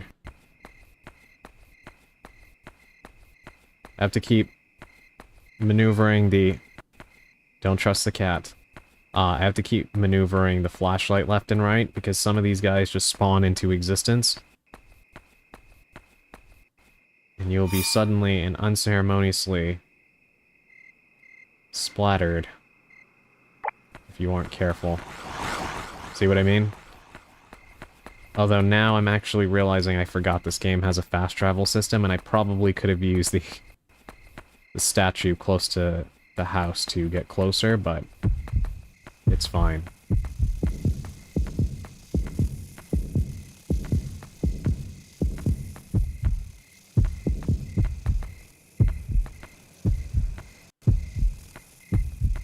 I have no idea what's going on right now.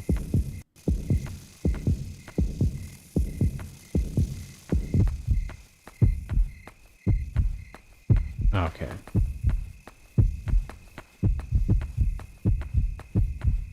Sometimes it comes up with the question mark and you think there's something you can pick up and it's just letting you know there's a bush you can duck into nearby.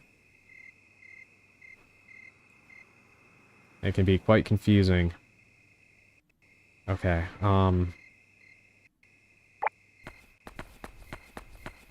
okay, perfect, statue. Okay, is there one close to the...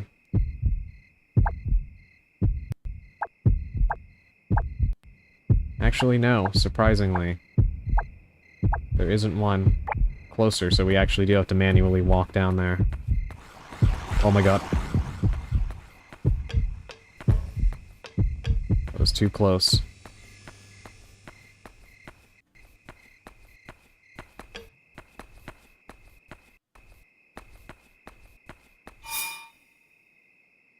Alright, we should make a turn here.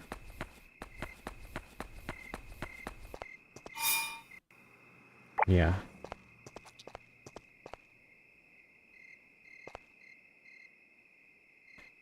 I really do not like the look of that.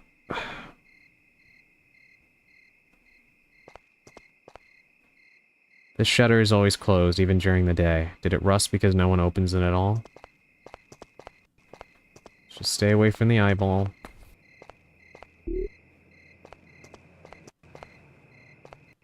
Big Fang found.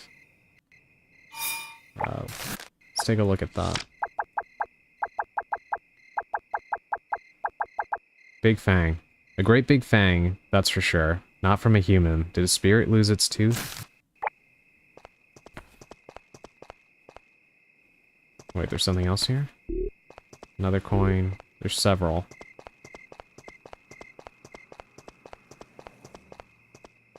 I hate leaving things behind like that, but my inventory is full for now.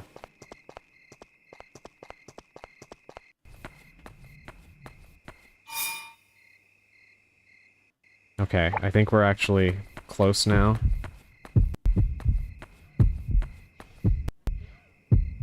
And there's a giant monster, so we're clearly close to something, right? God.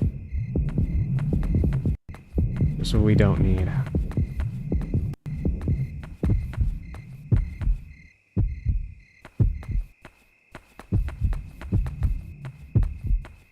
Trying to cut through this parking lot. Oh god. Leave me alone.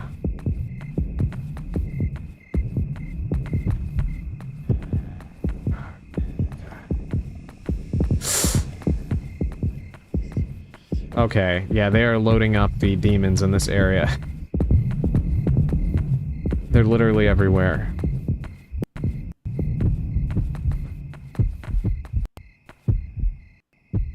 Stay close to this bush in case we need to take cover. I need a save point so I can warp back here in case I get killed. Because this was a long trek. Every spirit is out for a walk tonight, right? I'm seeing ones I've never seen before.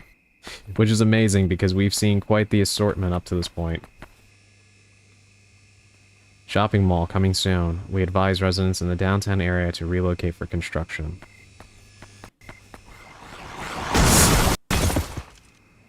Ah, that was what I was afraid of.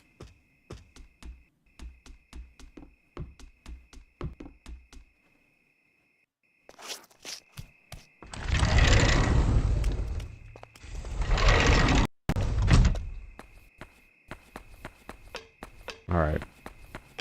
Let me... Alright, the statue's actually to the right. It happens so fast, yeah. Yeah, they just pop out of nowhere. I do think I might be heading on the right path, considering how many are over there.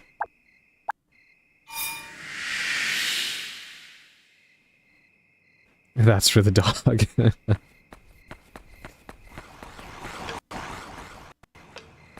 Demons wanted payback, yeah.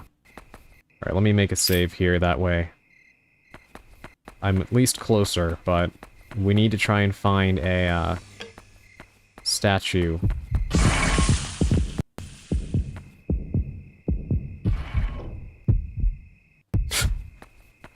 I don't even know what to say to that. Literally everything is trying to kill me right now. Alright, let's cut through here again. Ignore the eyeball. I'm so tempted to stand on it and see what happens, but I think we all know what's gonna happen.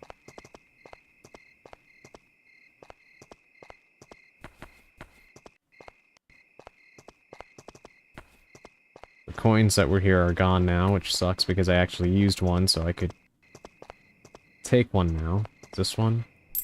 Okay, good. Ignore the hands.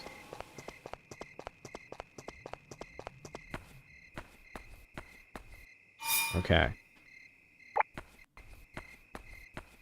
There's a massive demon that was there still here.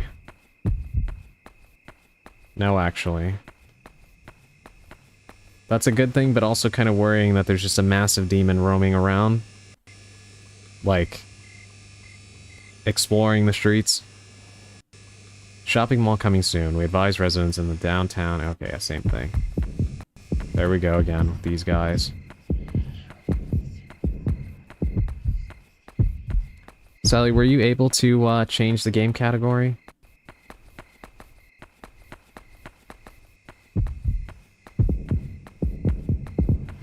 God, something is really close. I had to switch back to my normal view. I have the feeling my messages weren't getting through in mod chat. Oh god. I was sorry, that's only for editors? Oh, okay, got it, got it. Okay, so hold on, let me, Oh, no. God, this is, You have to be kidding me right now. Please move. Oh, thank God, a statue. Save. Okay, let me pause it real quick. Sorry, I can see this now. I don't know how I missed it. Oh yeah, it was there. I don't know how I missed it either. Okay, let me try to fix it. Hopefully the interface does not lag too much.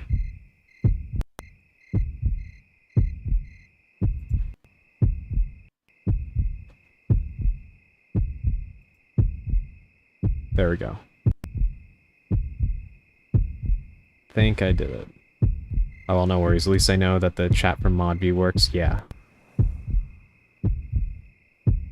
Yeah, no, that's good. Alright. It is shifted over now. So somehow... Okay, that's the bridge. It did not have a tunnel. We ended up down by the factory area, which we did explore yesterday. Yeah, this is just through here.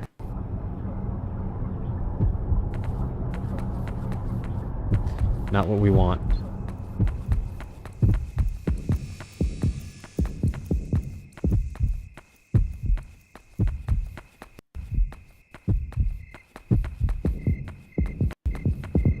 Oh my God, he almost got me. Yeah, this is a bridge. What about down here?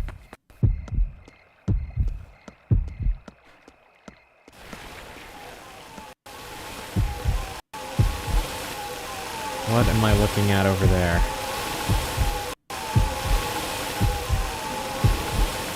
I think that might be the tunnel, though.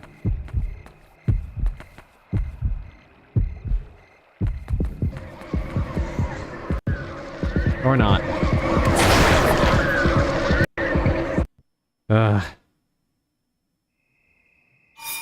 Alright, what did I just pick up? It's a black furball, right?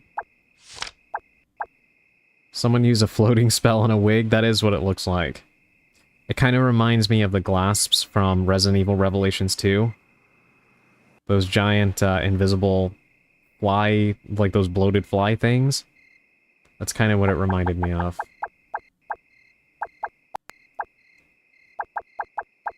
Black furball. Furball that looks like a knot of human hair. It's as big as my head. Ew. Okay.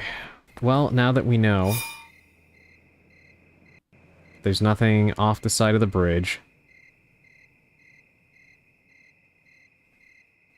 Oh, those flying conky mosquitoes? Yeah. Yeah, those things. I don't know where the tunnel would be. Maybe I could explore the vacant lot over here and see where that road leads to. Let's, use the fast travel.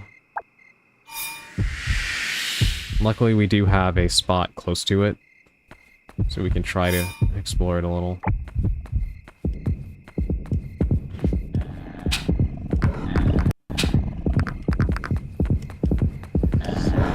Leave me alone.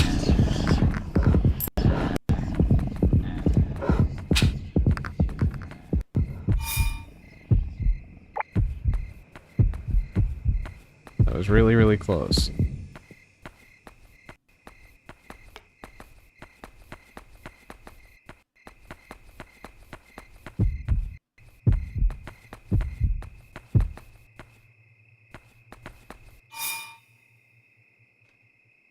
Alright, let's just keep going straight and see if we can head towards the vacant lot.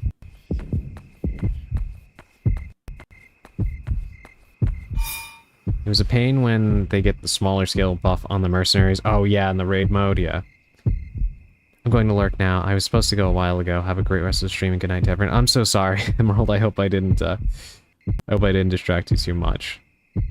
Yes, have a great night, Emerald. Thank you for being here. Had a lot of fun talking with you.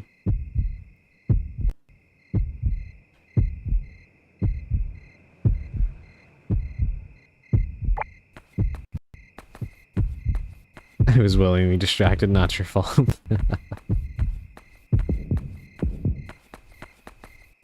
Yeah, I'm gonna probably go for about another maybe 15 to 20 minutes before I stop. I am getting quite hungry and my throat is kind of hurting a little bit from talking so much.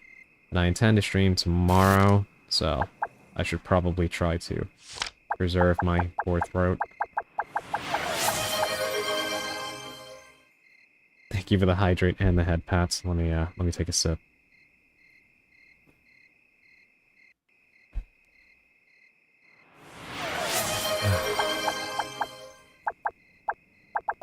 Okay, what did I just pick up? Metal pipe. Maybe I could use this on the spirits, but I'm not really that strong. Piece of cloth. A piece of cloth that had an anime character on it. It's been ripped all over. Ring of beads. A ring made out of beads and string. It fits perfectly on my finger.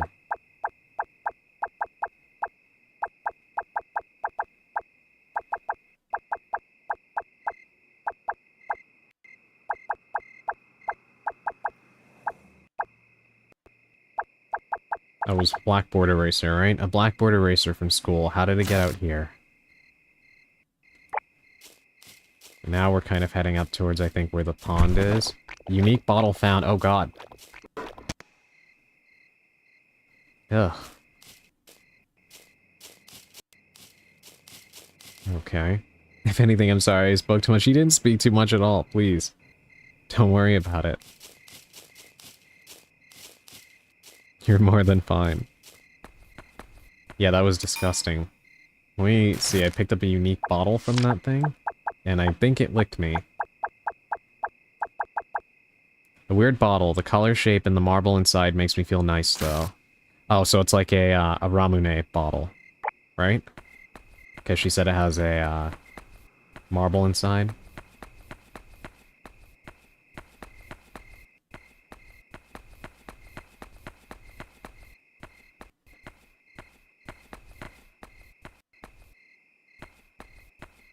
She didn't speak nothing at all. She wrote it. That is very true.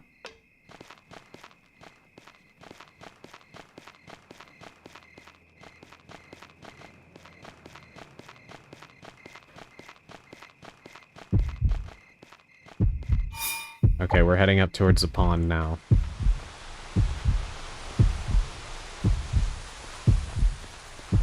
God, this thing is here now. Can I... There's no chance I can, like...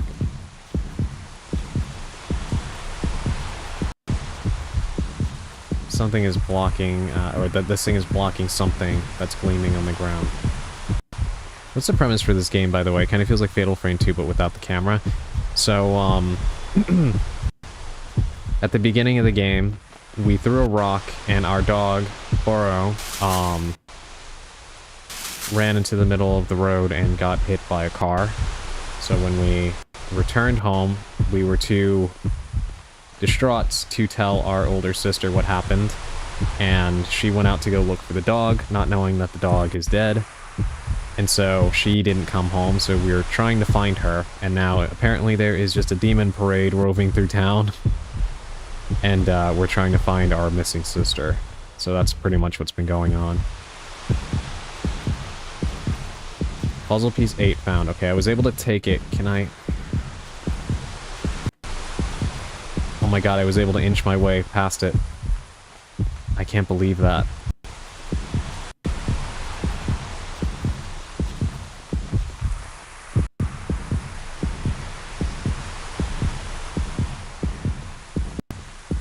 Oh god.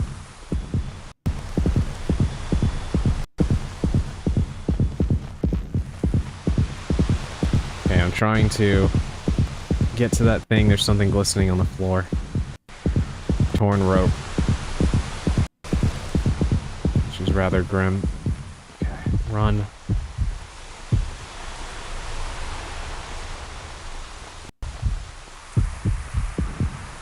What in the world? A jellyfish? Oh god, it's tracking me. And he's taking up a lot of volume.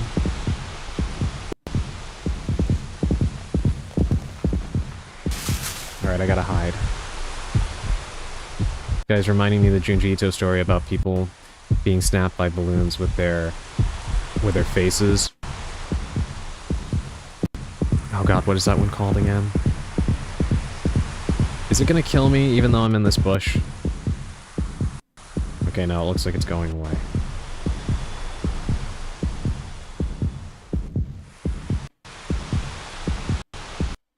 Something I do appreciate about this game is that even though it does kind of have the hide-and-seek kind of thing that I normally don't like about horror games,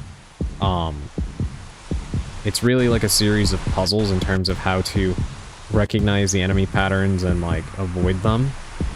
So it still feels more dynamic than other games that just want you to do mostly what I'm doing here. You don't really have to hide all that much in this game. It's very specific enemies that you need to kind of do this with. And honestly, it's probably more of a skill issue on my part. Please go away.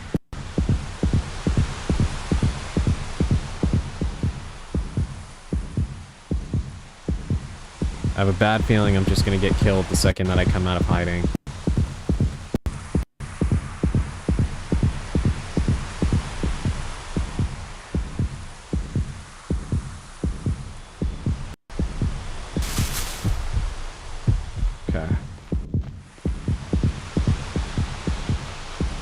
Alright, I need to try to get around that jellyfish.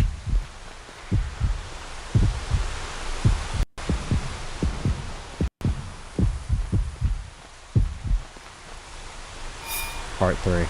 You know what Wesker said, there's no point in hiding. Yeah, exactly. I see my town, but I can't see the sky. It's too dark to see the moon or the stars. I see the factory chimney way off.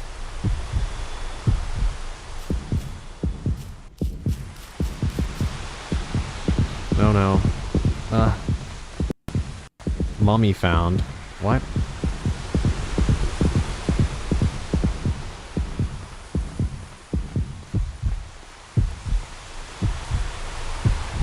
Okay, unfortunately it doesn't look like there was any tunnel at the pond.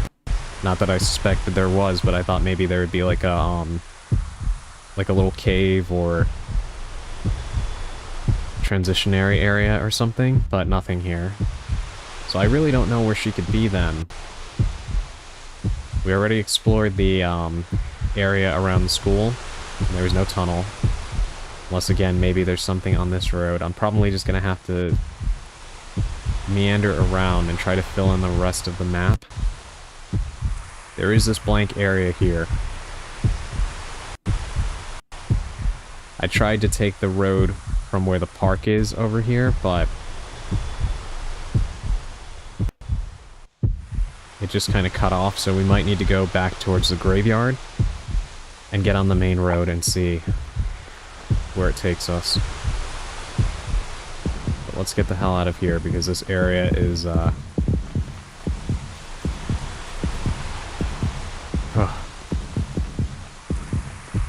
infested with, demons right now.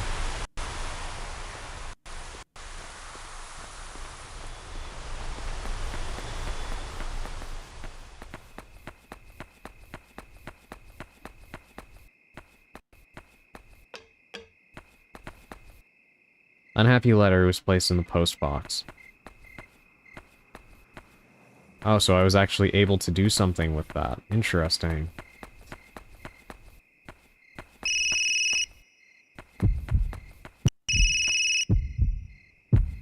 I am probably going to die if I pick this up. Let me see where this actually leads first. Alright, let's make a stupid decision and answer this call.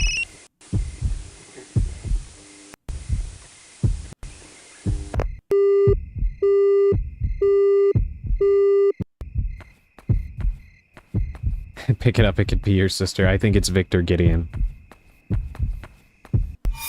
Wrong number.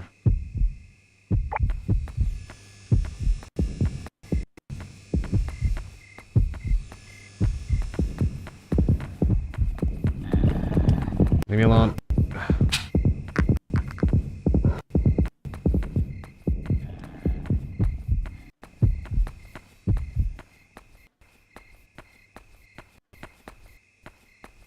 Even in horror games, you can get spam calls.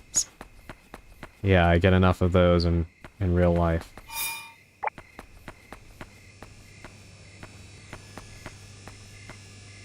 I want to walk on the tracks and see where this leads, but I feel like it's going to make me get hit by a train.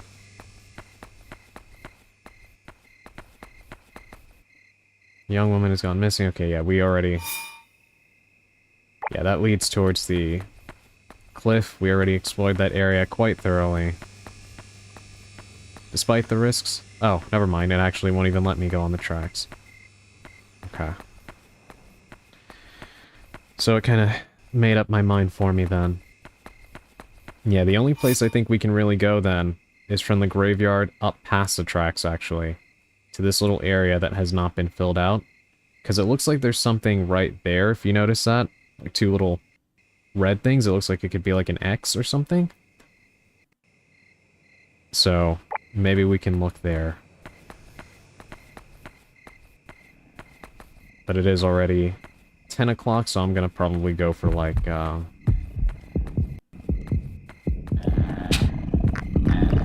No, you're supposed to go after the rock.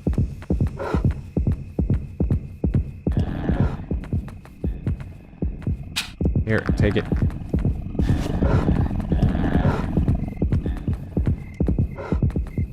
Take it. God, I hate those guys. Speaking of ones that I hate...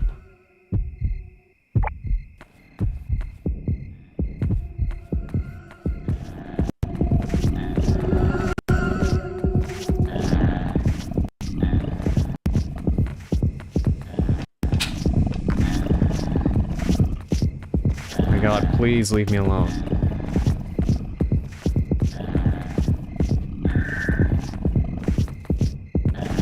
The thing about these guys is even if you hide, they still keep coming. You really can't get them away from you. So I just either need to put some distance between us, or find a statue.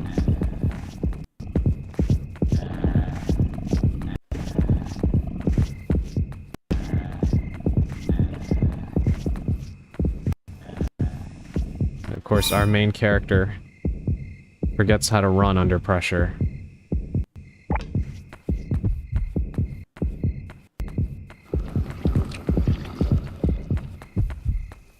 Okay, I think we managed to lose him.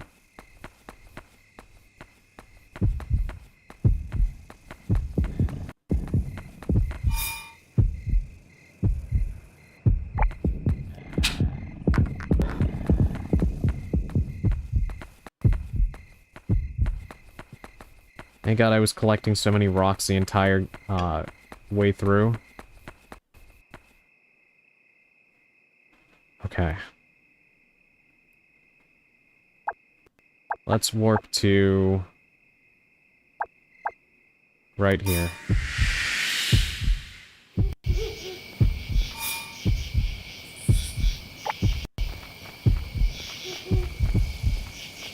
Okay, yeah. We didn't really get to go further than this because of this.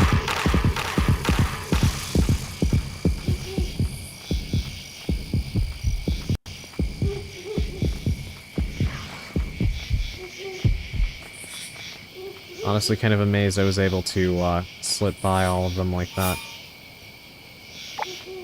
This is a path that leads to Poirot's grave, right?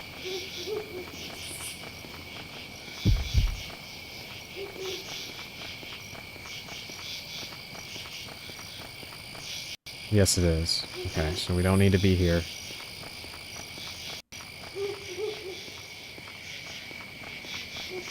Just gonna keep going down the path of the tracks and see what's over there.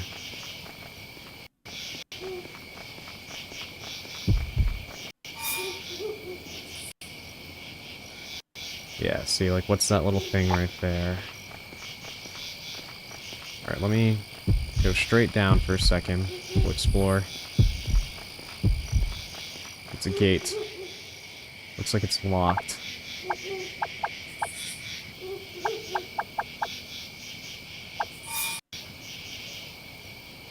We've been through here before, so I actually don't even know if one of these keys is the one for it. I'm just gonna try all of them.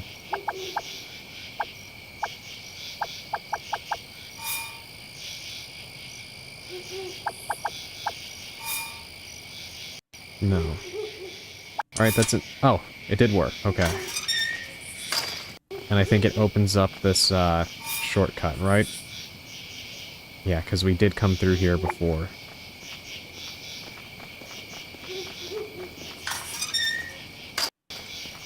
So at least that path is open now. Should we need it.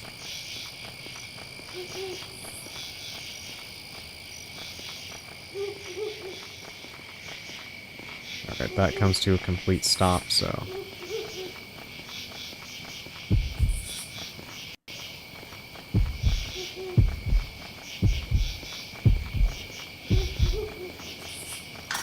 Alright, yeah, unfortunately. Doesn't look like we're any closer to finding out where she is.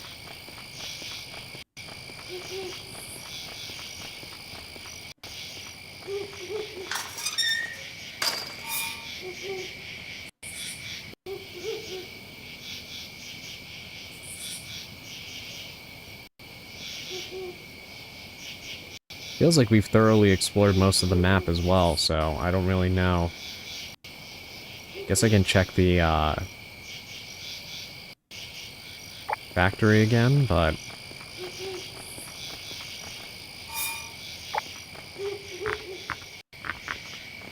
Great, fake statue.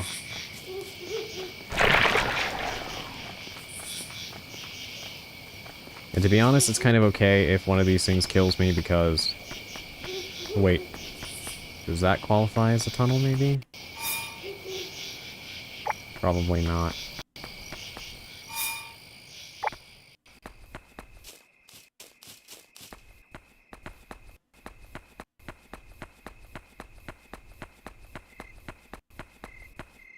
Wish they would have given me a little bit of a more descriptive clue.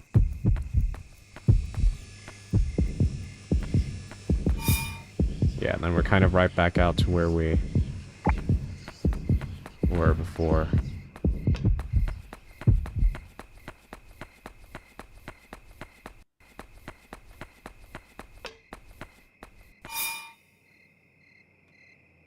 This takes us to the downtown area.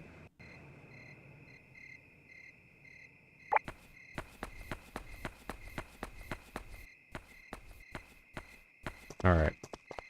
Yeah, we're gonna have to, really think on this. But for now, I think I'm going to warp home if I can find a statue. Should be one nearby.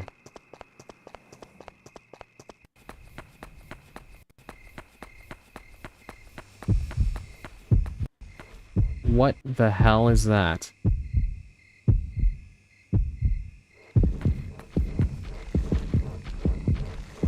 Yeah, don't let me bother you, please.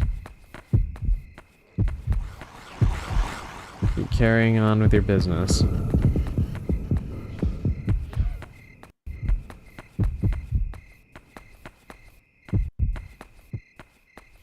Some Oni looking ass enemy, yeah. You know what, Naka, you're right about that. It does look like something out of Oni.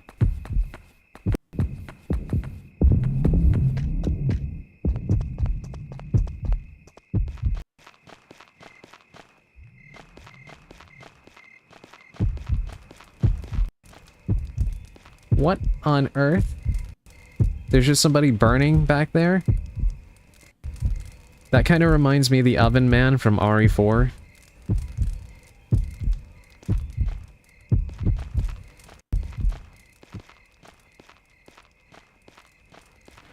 Let's giving me a question mark. There's something around here I can interact with, but I don't know. Let him cook. Oh, there it is. It's a coin. Okay.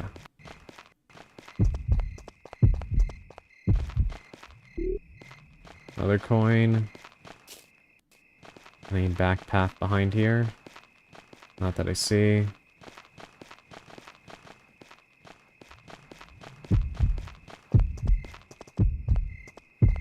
Okay. Alright.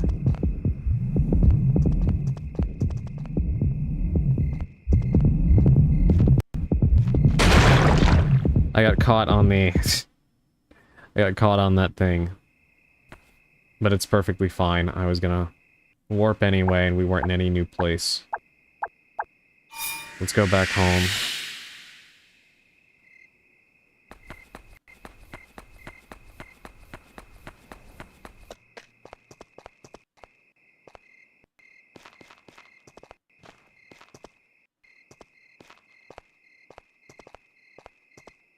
Does it not let me go back inside?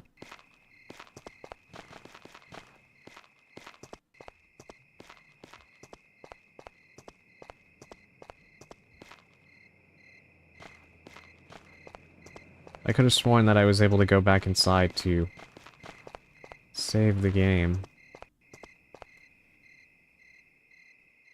Because if I don't save, I'll lose some of the stuff that I picked up. But you know what? It's fine because I am playing this on a Switch too, which means I can actually just leave the game and stand by.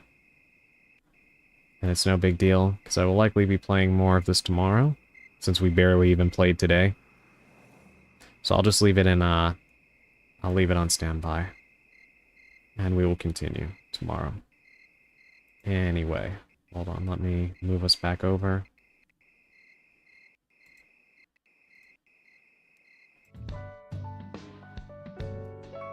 Alright. Yes, thank you all for coming today.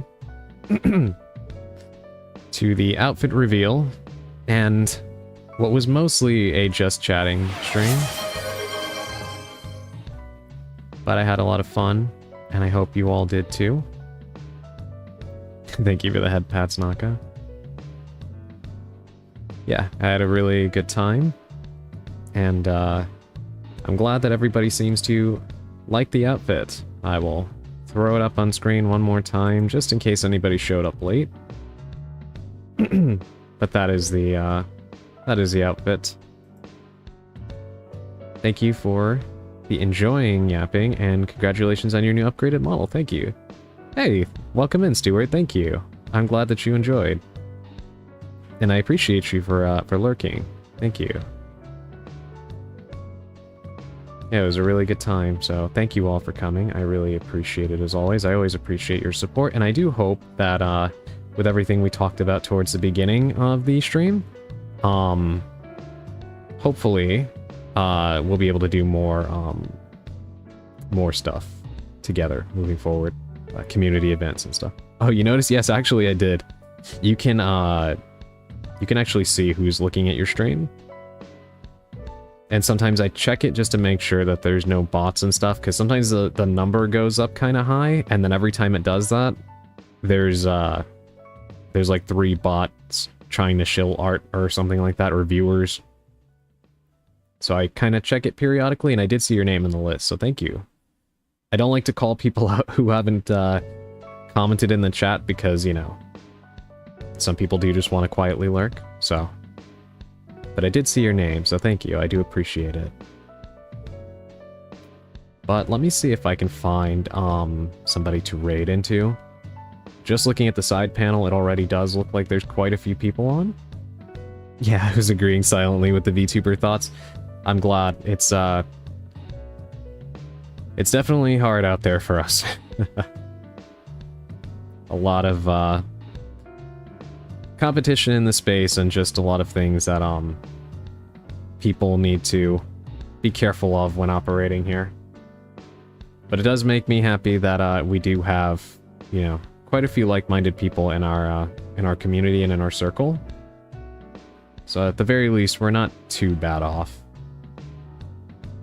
Let's see. They kind of changed the interface for some reason on mobile. I usually use that to raid because it's so much easier than trying to go through the laggy desktop thing here. Yeah, we gotta support each other, definitely. Yeah. In fact, actually, hold on, let me give you a follow.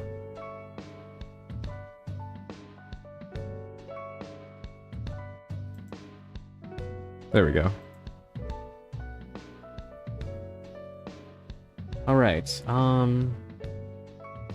let's see, we've got McSalsa playing The Sims, it looks like. Yeah, of course. No worries. Rose Valnier is on, playing Pragmata. I don't want to spoil that. So we will not be rating her.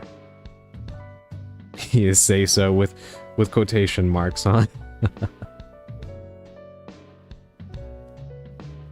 Akira is playing Nicktoons and the Dice of Destiny. Interesting. Mist is playing Super Battle Golf. I've really been wanting to play that game more. I think they just did a pretty big update to it. Callisto is also playing Super Battle Golf. Wow, a lot of people are online right now.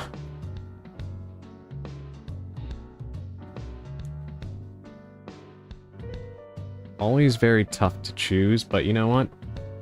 Since we were talking about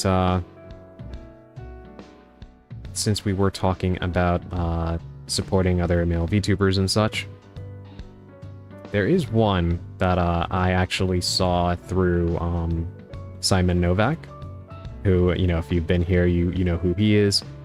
His name is Professor Bloom. He plays a lot of retro games, and he is actually quite a big streamer. Right now he has 67 viewers, which is pretty good. I'm not sure what he's playing though. But he plays a lot of classic games, and I've never rated him before. I've actually been a little bit nervous too, because it's always kind of odd rating someone with a much higher view count and stuff. But in the spirit of what we're talking about, I would like to give him a raid. He is very different, and I enjoy popping in and out of his streams from time to time. So, hopefully, it's okay. Some people have a different opinion on that kind of thing, and the etiquette involved with people with much less viewers rating them.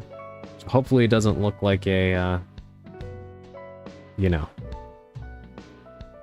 Hopefully it doesn't look untoward, but I just want to share his content with you guys, because I do pop in from time to time, and it is very entertaining.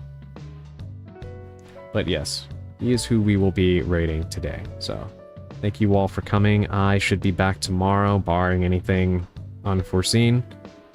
And we'll probably actually play more of this game and truly play it and not just yap.